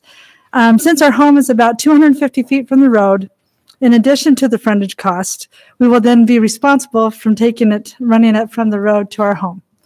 Although the annexation isn't something we ever wanted or asked for, the City of Ames and Research Park staff have been very helpful and professional in making this transition as smooth as possible. We want to thank you guys for even considering this, because it really does help a lot. So we appreciate the consideration to help us minimize the burden that has been placed on us. Thank you for your time. Do you have any questions for me? Any questions? If you want to hand your orange card to Amy there, thank you. Thank you for coming. Anybody else wish to address council? All right, close public input. Council. I'll move the city's recommendation of alternative 4. Second. And would you just, for the audience, just say what that is? Yes, use a typical urban lot frontage width of 80 feet and reduce the standard rate by 50% to account for the 50% EDA grant funding of the water main installation, resulting in a total cost of $10 per lineal foot times 80 feet, or for a sum of $800. Thank you. For discussion? All right, need a roll call vote, please. Martin? Aye. Barton? Aye. Nelson? Aye. Aye. Corey? Aye. Fetcher? Aye. Very good. Thank you, John. Thank you for coming. All right, we will move on to item 31.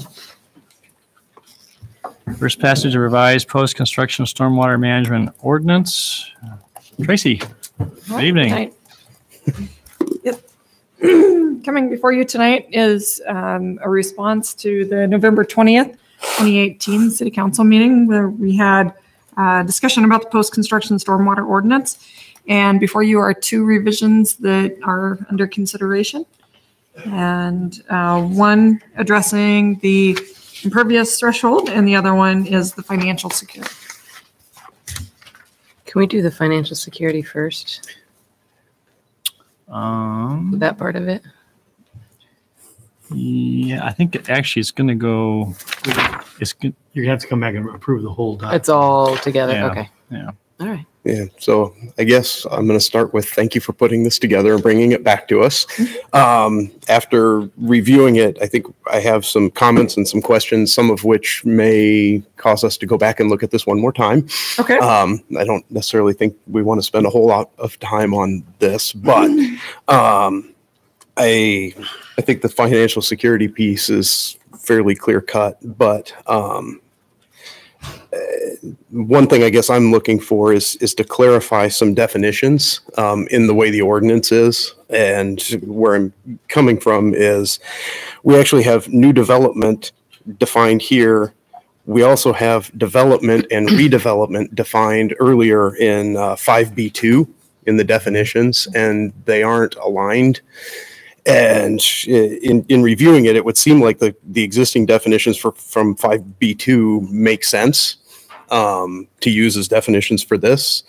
But I guess what I would ask is maybe to get some more information from staff as to why they're different for one thing. But then also just in looking at the redevelopment definition, I think when, at least from my perspective, when we were coming back and looking at this, we were looking at infill and brownfield type sites. And the definition of redevelopment that's in 5B2, well, I said makes a lot of sense, has one thing that doesn't fit into the brownfield category very well. And it leaves out residential. It has multifamily residential, but not residential. And it's not from a zoning perspective, it's from a use perspective. So you could have a residence in a commercial zone that would be called new development according to that definition. And I don't think that's, well, it's not my intent to call that. That wasn't a motion, was it? Did you get that? I'd like you to read that back. So what should we do? Well, so first of all, it's. So that's only one thing. Yeah, so one of the. There's more? So Yes, but wait, there's more. So that sounds like, Chris, is that a motion might include just correlating definitions with. Coordinating definitions with this revision to 5B with the 5B2 definitions, for one. But two, whether or not we would be interested in making that change to that definition and maybe getting information from staff as to what unintended consequences that might have. Yeah. Okay. So, motion you want to make on that particular item, or you have some other stuff you want to talk about? But is there anything else on that? No, I'll make a motion on that specifically for now. Okay. And I guess I'd ask staff to come back with some information about coordinating the definitions in 5B2 with the revisions proposed for 5B1 in general provisions relating to development and redevelopment. Okay. This is one where I had supported this initially, and I've come to sort of think about it again. And wait, is there a second? Oh, sorry, that's a motion on the floor. Sorry. Thank you. All right, go ahead. I was going to say this. Figuring out how we define new development versus redevelopment, I think, is important because we sent this back with a new threshold for kicking in the stormwater ordinance. But I think for me, I'd feel better if we could tighten that up somewhat. I feel like maybe this is too much of a change, or the impact of this change as we have it right now is greater than I'm comfortable with, I think. And so I was hoping that we could maybe have it so that the 1 acre threshold would be the threshold for redevelopment, but the 10,000 feet would remain the threshold for brand new development. So is that point in support of Chris's motion? Yeah, because I think in order to be able to do that, we need to have a precise definition of versus new development, which seems a little muddy now. Yes. And so my hope was that you would make that motion next. Let's so right now the motion on the so floor is basically cleaning up the definitions. Clean up those definitions. But that's just kind of the logic behind why it would be nice to have those definitions cleaned up. So I'm a little worried about if it comes back again, you talk about it, then we have to wait until a couple more weeks. We have development going on. Right. Is it possible we could take whatever you just said, the province says, and try to come back with an ordinance? Sure. That you could look at? Yeah. Because it's better if you just see it there. Yes. And you can debate it then. And if we didn't that's fine. Capture it, you could vote it down or ask in a minute, but we'll be in a position to give you something maybe to vote on. Yeah. And then get it out to developers too. How did the motion read? Did they say just come back? I asked to get information back, and I think it's probably to prepare an ordinance. Yeah. So I'll withdraw the motion. Is that okay? And, yes. Yep. And prepare an ordinance that clarifies the definitions of development versus redevelopment. And correlates them between the different sections. With 5B2 and 5B1, but also adding residential as a component of redevelopment.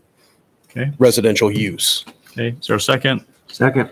All right, Gloria. So are we correlating, when you say correlates these two, are you bringing one in line with two or two in line with one? Definitions always rule.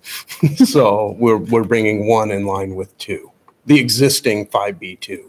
Okay, so we would then be expecting this 5B1 to look like something a like reference 5B2. or call it redevelopment, which would be defined in 5B2. Tracy and John, do you have any feedback? Tracy, you're probably catching a little bit flat-footed, possibly. Nope. I'm good. All right. So redevelopment means land disturbance activity in areas where existing land use is commercial, industrial, institutional, or multifamily residential. So we could just strike the multifamily, and then you have all land uses covered. Basically, yes. And that is 5B2. That Definition has been the standard definition that we've been working with. Yes. Any questions, John? All right. No. You good? And so that's an area in which it could have unintended consequences to the extent that the code uses this definition elsewhere and really means multi-residential as opposed to any residential. So we kind of want to make sure that we don't fall into a trap there.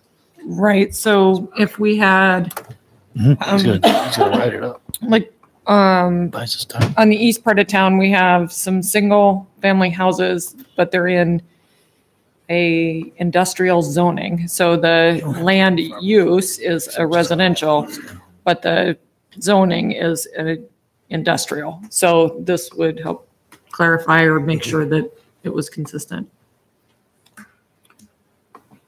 So you can make a separate motion. Yeah, mine's a Okay, separate you motion. see a motion. You look, David, you okay? You look a Yeah. little puzzled. Is that good? I think so. Okay, all right. Those in favor of the motion, say aye. Aye. Opposed or abstaining? Motion carried. Okay, Rowan? So my intention here, I'll try to make it in the form of a motion, but so I would move that we modify this post-construction stormwater ordinance to say that for any redevelopment of up to an acre or more of impervious, that kicks in, is that what I'm trying to say? I'm not sure if I'm reading from the right place here. Yeah, I think you are. But for a redevelopment, that an acre is the threshold.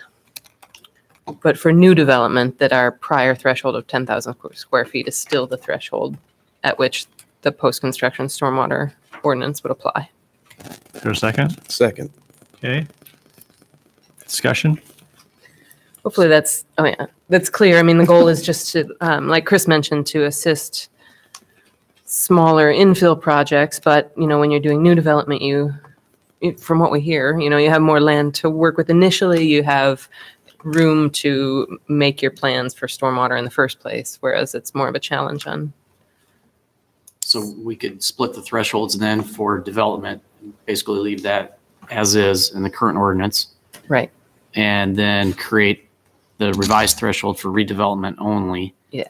With a 1 acre impervious threshold. There's also another criteria about disturbed land. That currently is an acre. So would you just want to make the redevelopment threshold impervious based only? Or would you like to also redefine the disturbed acreage threshold also? So say they were to have building and parking lot of an acre. When you consider landscaping. Oh yeah, I was thinking tying in impervious the and not grades, disturbed. There's going to be So- more disturbed area than. Then the just acre. leave disturbed area out of the threshold for redevelopment. Right. Okay. I think that's what I meant. So how does it read currently? Not what we have proposed, what is currently the standard? So the city stormwater requirements must be met for development or redevelopment to be approved. City stormwater requirements apply to any new development, redevelopment disturbing 1 acre or more, or to any development disturbing less than said acreage of land if the amount of impervious cover created exceeds the 10,000 square feet. So we'd modify that paragraph so that it applied only to new development. And then we create a new paragraph for redevelopment only tied to 1 acre of impervious. Right. Okay, got it. And just make sure there's some, I'm a little confused, which is probably not hard to do at times. If you disturb an acre of land, recontour it, and have a 20,000 square foot building on it and parking lot, they are required to do stormwater management. If it's new development. Right. Mhm. I want to clarify, is the motion to say that it had to be 1 acre worth of impervious, which would be parking lot and building? That's the. Because that would be, you could have a small building, but you could recontour an acre piece of ground and you have to do stormwater management. See what I'm saying? You got a really small building, all this land. If you're going in there, tearing it all up, recontouring it, you have to do stormwater detention. So that's impervious and pervious. But if we say it has to be 1 acre of impervious, that means it has to be 43,000 square foot of parking lot and building to toggle stormwater detention. Does that make sense? Or am I confusing? Redevelopment Which site. is the lower bar? The way it is right now. The way it is right now. Well, yeah, if we didn't change anything, they're all at 10,000 square feet. But I'm saying, but you could say that for a new development that disturbs an acre. No, the new development would stay at that 10,000 square feet thing. Right. Well, and I think where we're trying to go is in your example where you may have a small building on a large lot, land is cheaper than tanks. Yep, So, agreed. so Yep. if you do have to put in a pond because you have a small building, that's still a lot less expensive than putting in tanks. Agreed. Yep. So it's to try to encourage the maximum use of a piece of land in redevelopment. Yep, agreed. And going back to public comment, when we had public comment, there was definitely support from, some knowledgeable individuals that when you do redevelop or do new development, and you're buying land, that they had no problem with the stormwater management requirements as they were currently in place. So, So just so we clarify one more time, just for me, not for you, you understand. So in terms of new development, what did you hear, John? Keep it as is. Yes. Which is 10,000 square feet of impervious, 1 acre disturbed. So the same as it is. Yes, exactly.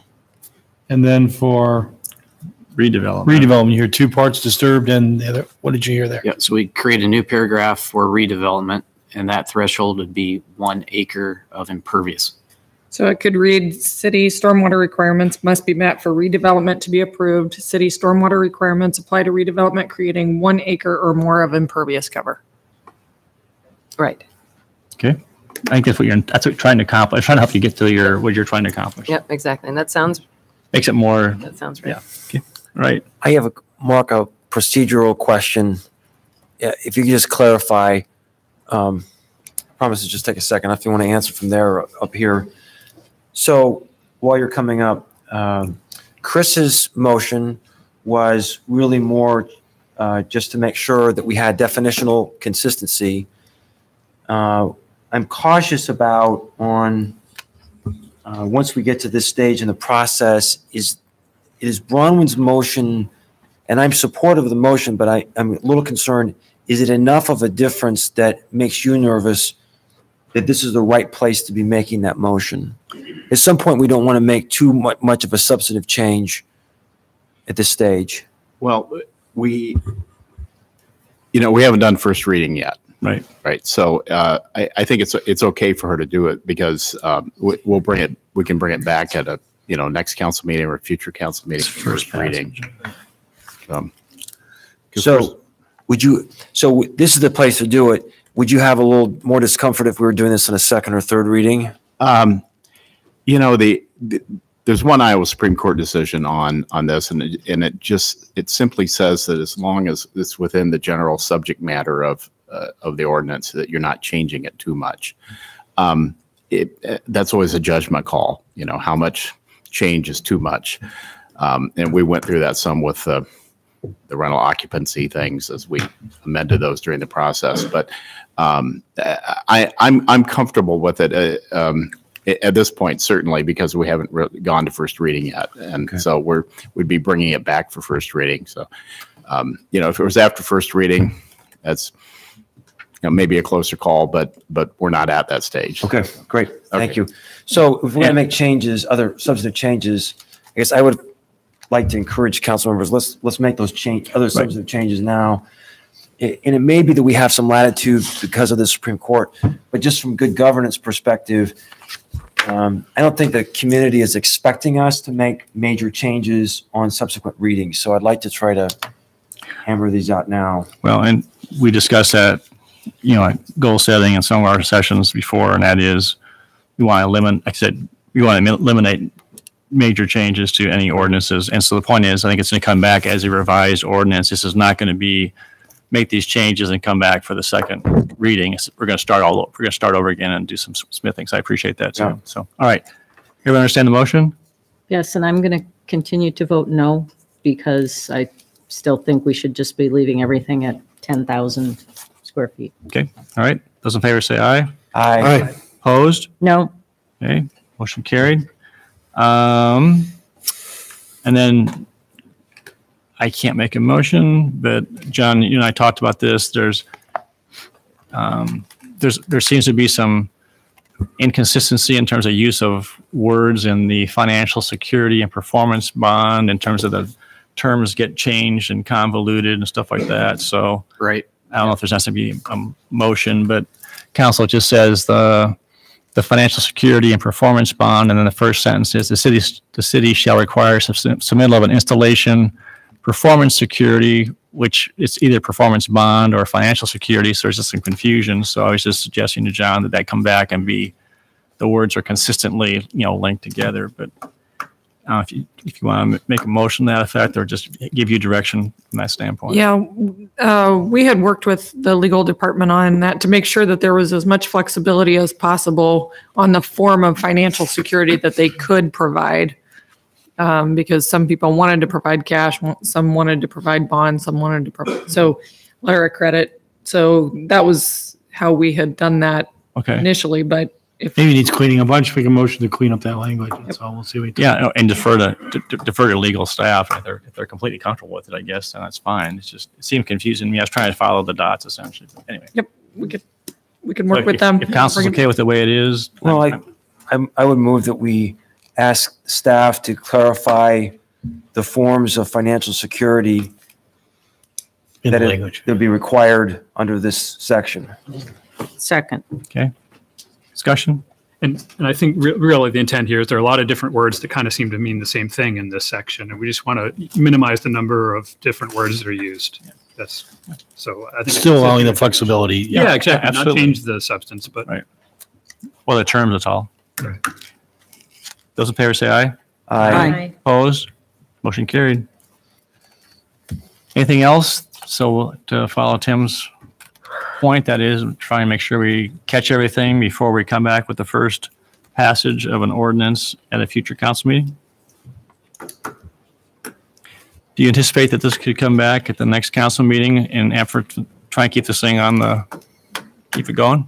I believe so, the February 26th meeting. All right. Very good. Thank you. You're welcome. Item 32, second passage of ordinance regarding game day parking regulations. Move on second. Second. All right, roll call. Martin? Aye. Nelson? Aye. Judy Hansen? Aye. O'Leary? Aye. Spencer? Aye. Martin? Aye.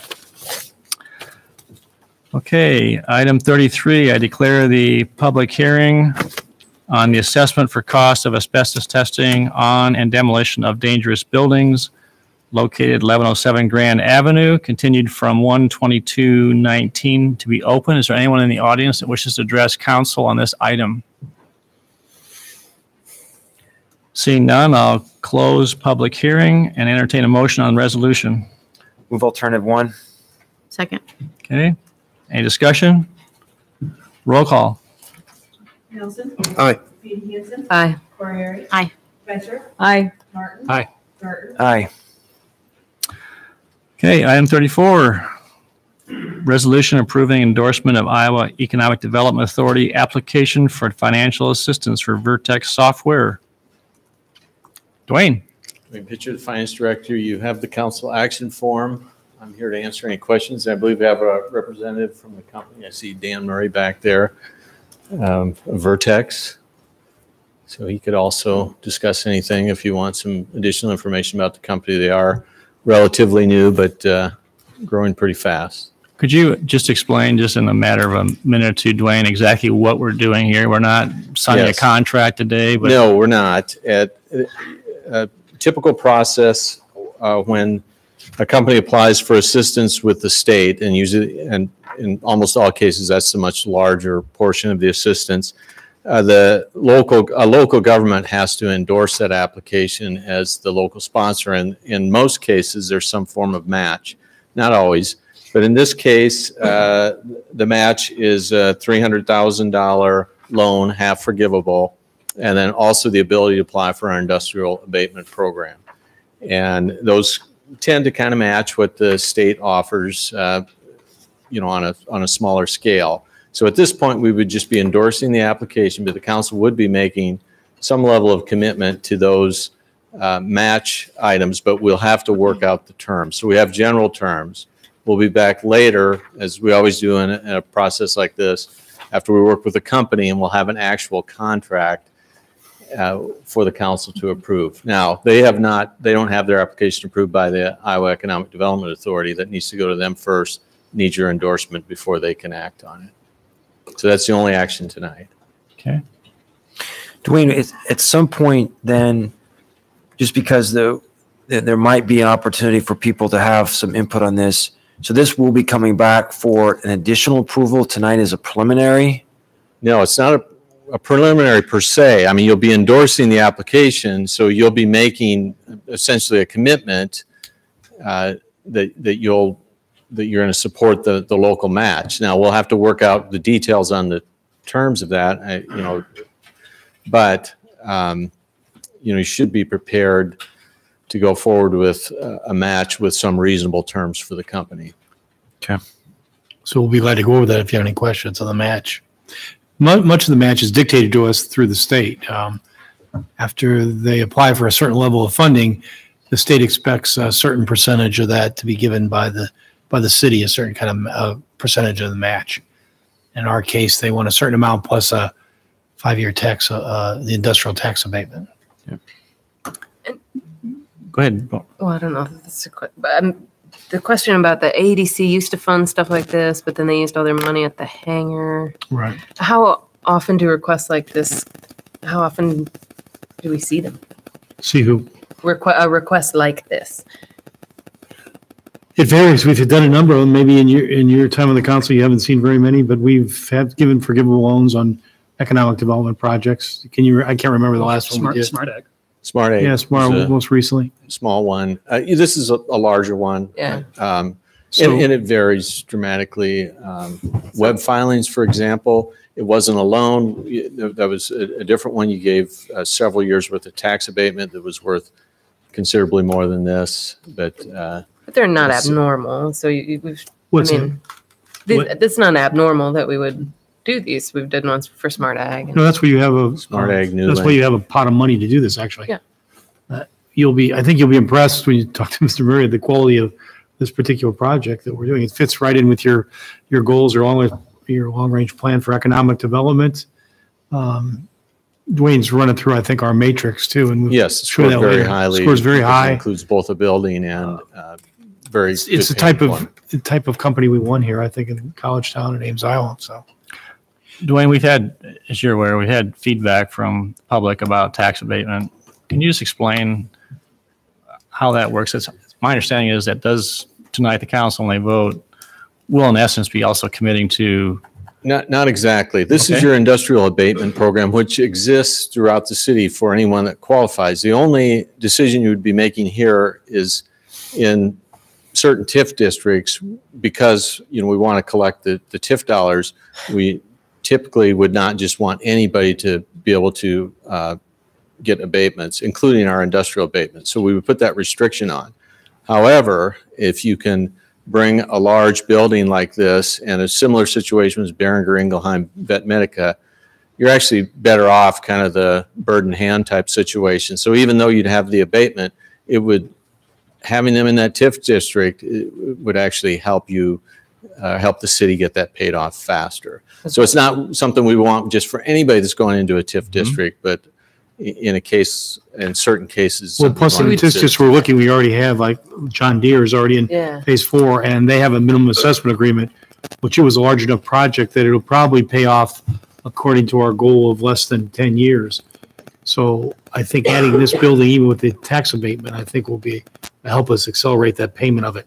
If this was a big outstanding debt and there was a small project coming in, we might not want to do that if that was the first one in. Well, John, we did the same for John Deere as well, right? Industrial tax abatement and.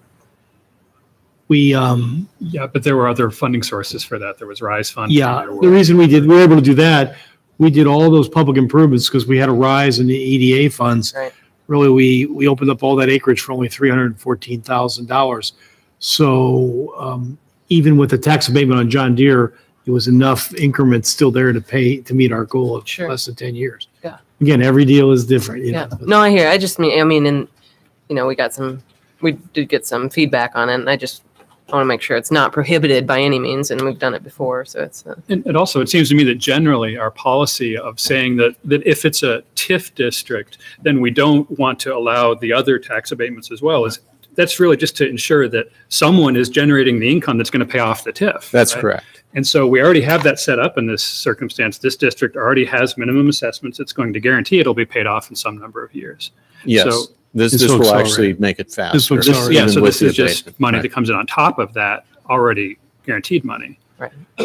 One question I have is the $300,000 that Ames is being asked for. It says that 150 is in the form of a forgivable loan. Yes. And then the other 150 is an actual loan, right? So we would That's see correct. that money back, right? That's right.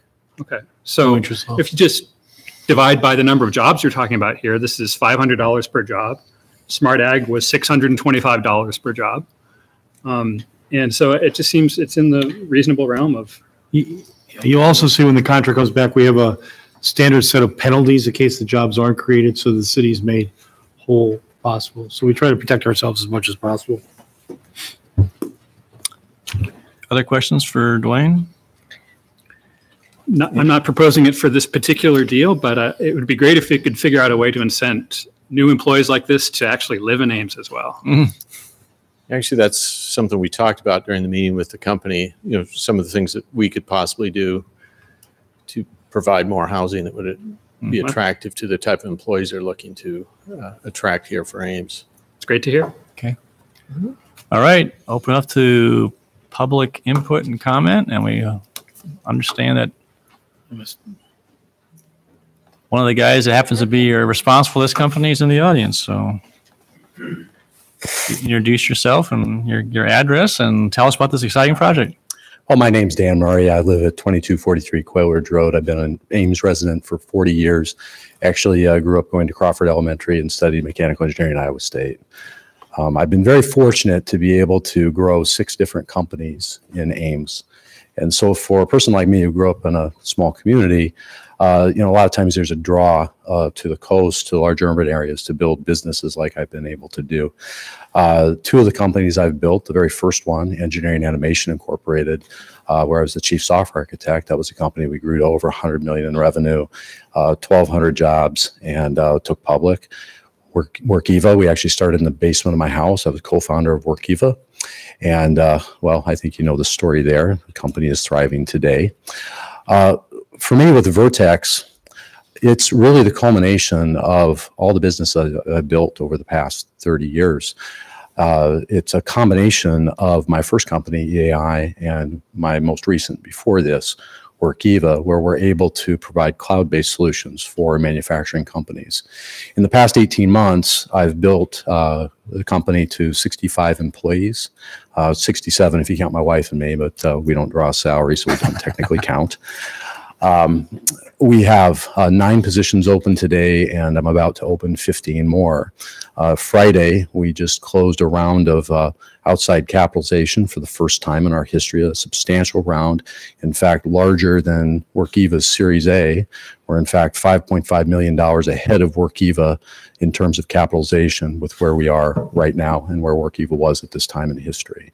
So we're well ahead of schedule. The other thing that is very exciting for us is at this point in time with Workiva, we had good customer activity, but today the interest that we have in my new company, Vertex, we're drawing interest from Fortune 100 companies, which took us a year beyond where we are today to draw interest from Workiva. The thing that's really exciting to me too is be able to grow the local economy and to draw talent from outside the state and retain talent inside the state.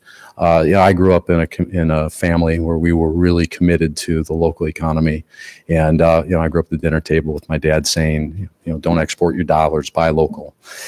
So for me, it's really personal to be able to retain talent from Iowa State, keep them in Ames.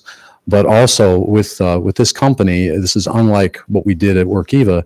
I've managed to attract 11 people from outside the state of Iowa, from Silicon Valley, Houston, Chicago, Denver, Minneapolis. It's really been truly amazing what we've been able to do. What we're building is very exciting. We've also managed to retain 8 people that were going to leave the state for jobs at places like Google and Amazon. So I'm really excited about what we're building. I really appreciate your consideration of this project. Thank you. Would you, in the council action forum, Alan, people appreciate the state match is 1.5 million, local match is 300,000. There's a line called founder financing. Can you share how much that is?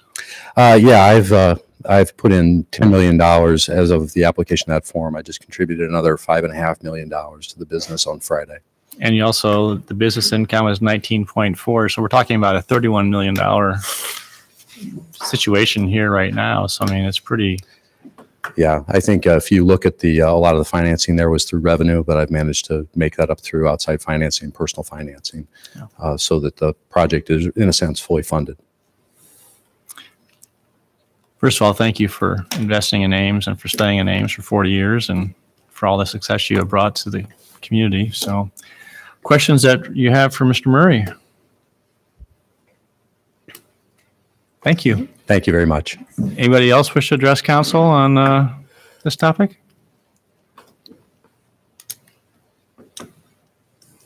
Good evening, Mayor and Council. Dan Culhane with the Ames Chamber of Commerce and Economic Development Commission. Everything's been said that needs to be said, but I'd underscore that City Manager Steve Shanker and I were talking the other day about this. This, like other projects we've seen before, is very unique. A project like this, my peers in Austin, Texas, the Silicon Valley, Research Triangle Park, pick the hotbed for technology in the country, and they would all take this project with open arms. And so we're really fortunate that we've got an ecosystem that's growing here for opportunities like this, and Dan Murray's a big part of the reason why that continues to grow and it's continuing to thrive. The housing issue, Councilman Martin, is another issue that we'd love to talk about, because Ames is a job center. It really is. And what Mr. Murray's doing with this project is doing nothing but bolstering that as well. But we need to find a way for these really bright and talented people to stay in our community, because it's a retention issue for our businesses, but it's also a funding opportunity when all these great jobs, if they were here, they'd underwrite our United Way and our schools and our little leagues and things like that. So we too would appreciate your consideration of this application. We've been through this process an awful lot over the years. We had a number of projects go through the process in 2018. 3M, Smart Ag. You'll remember a little further past that, Barilla was at the table. Amcor, Workiva, Beringer Ingelheim, the list goes on of companies that continue to choose to invest here in Ames. And as a result, we benefit greatly from opportunities like this. So appreciate your always your consideration, and I'm here for any questions you may have. Thanks, Dan. Thank you. Anybody else? Seeing none, we'll close public input. Council? I would move that we adopt a resolution supporting the submittal of an application from Vertex Software, requesting economic development assistance from IEDA with local match to be provided in the form of a $300,000 forgivable loan with half forgivable. Should actually be $300,000 loan with half being forgivable. So $300,000 loan with half forgivable. Second. Okay. Move to second. Discussion. It also includes if we move ahead this, we'll have to modify the existing agreement with the research park to allow for the submittal of the abatement. Are you going to make that a separate motion, or you want to do that same? You want me to roll it in with this one? I'm happy to do that. So I would add to it. Add that. Second. It's the to modify the authorize the staff to bring back a modified agreement with the Iowa State Research Park to allow them to apply for. You can't grant it, but you can let them apply for the 5-year industrial tax abatement. Okay. Discussion. Roll call. Nelson. Aye. Hanson. Aye. Corey. Aye. Fetcher. Aye. Martin. Aye. Garten. Aye. Thanks again.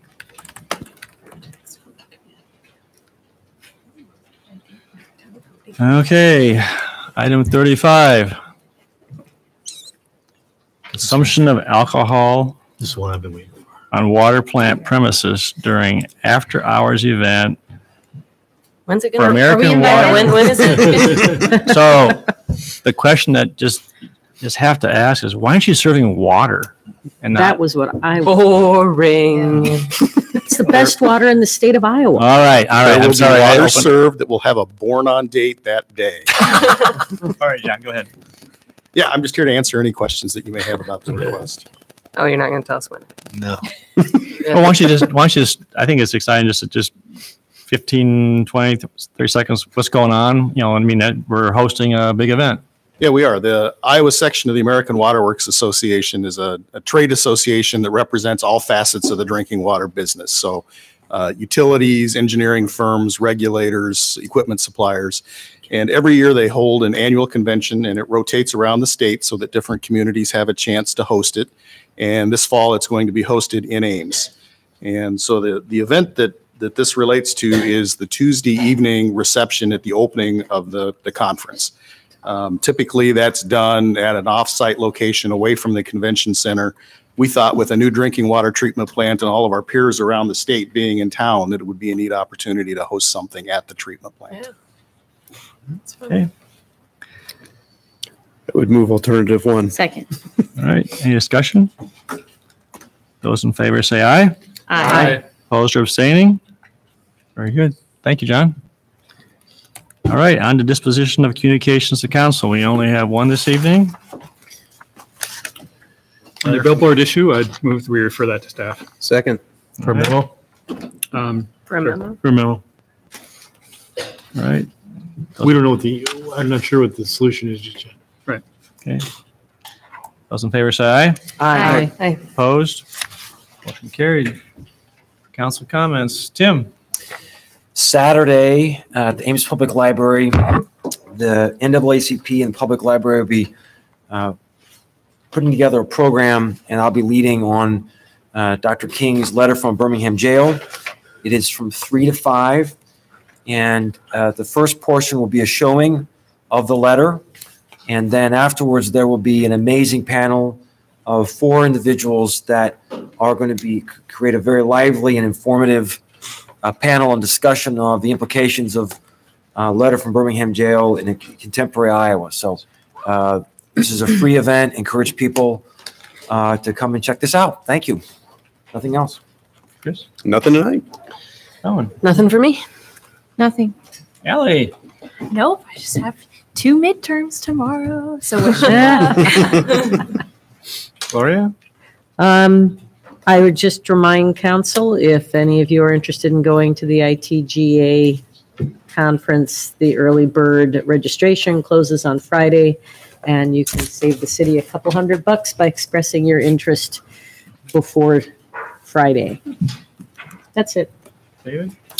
Going back to the outside funding, I'd just like to express my thanks to both the staff and the outside evaluating group. I think that it's hard work evaluating grant applications and deciding how to stay within an overall budget. So I'm grateful for that, but I'm also wondering whether we're using that process appropriately or not. I hate this dynamic where we spin something off to a subgroup and then we kind of revisit it all and make our own decision about it. So I'm wondering, should we change this process in coming years? Is it enough to just have staff do this, or I don't want to mislead volunteers that. Yeah, I think we have a staff committee do it like we do for other things.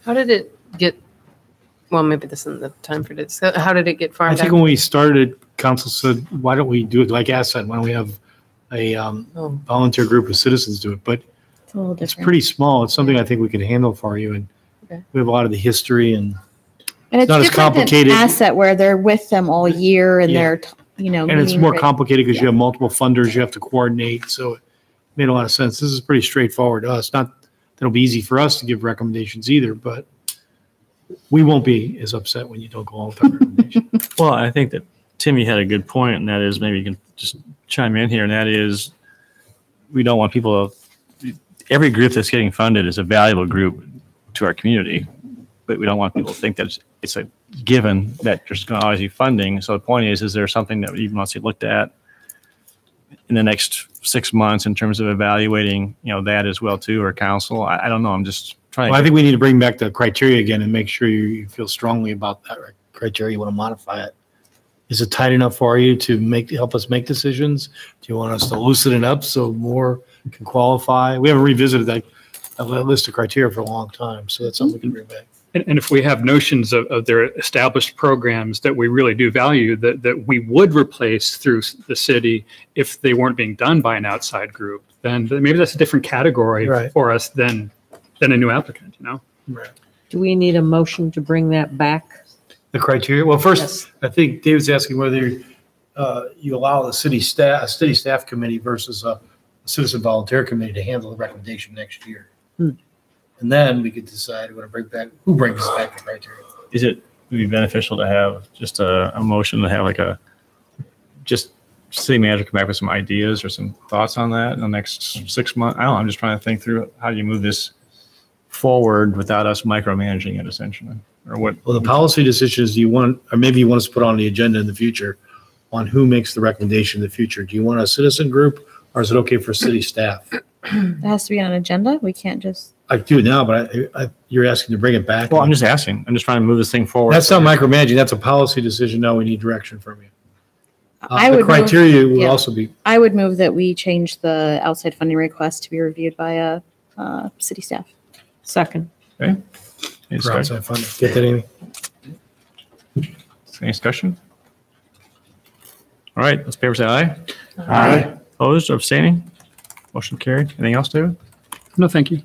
So I would move that we create an agenda item for staff to bring back the criteria for outside funding request allocations for us to consider. Second.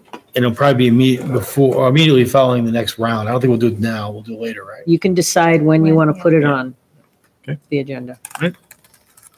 In favor, say aye. Aye. Opposed? Motion carried. All right. Anything else? I just want to commend council for being efficient in use of time tonight. We've got through a lot of stuff in 2 hours and 15 minutes, so great work. And thanks to staff too for all your efforts. I mean, it's a lot of heavy lifting. So the other question I have is I was really appreciated in the budget that staff and Nancy Mastalor did an amazing job of putting council goals and also, city objectives. And I just want to ask the question, not looking for a motion, but you mentioned under the item 34 Vertex that it was consistent with city goals. I just wondered if there's some way that if you had like a flag of some sort just saying, hey, this item that we're talking about is consistent, in the staff report with, city goals or some kind of just trying to make sure that we can, because if something comes that's not consistent with city goals, does that make sense? In some ways, council members need to be a bit of gatekeepers. We need to have a certain, working knowledge of their goals. That's fair. And if I make a motion that's completely off the radar, then I trust you guys to rein me in. That's fair. That's good. Okay.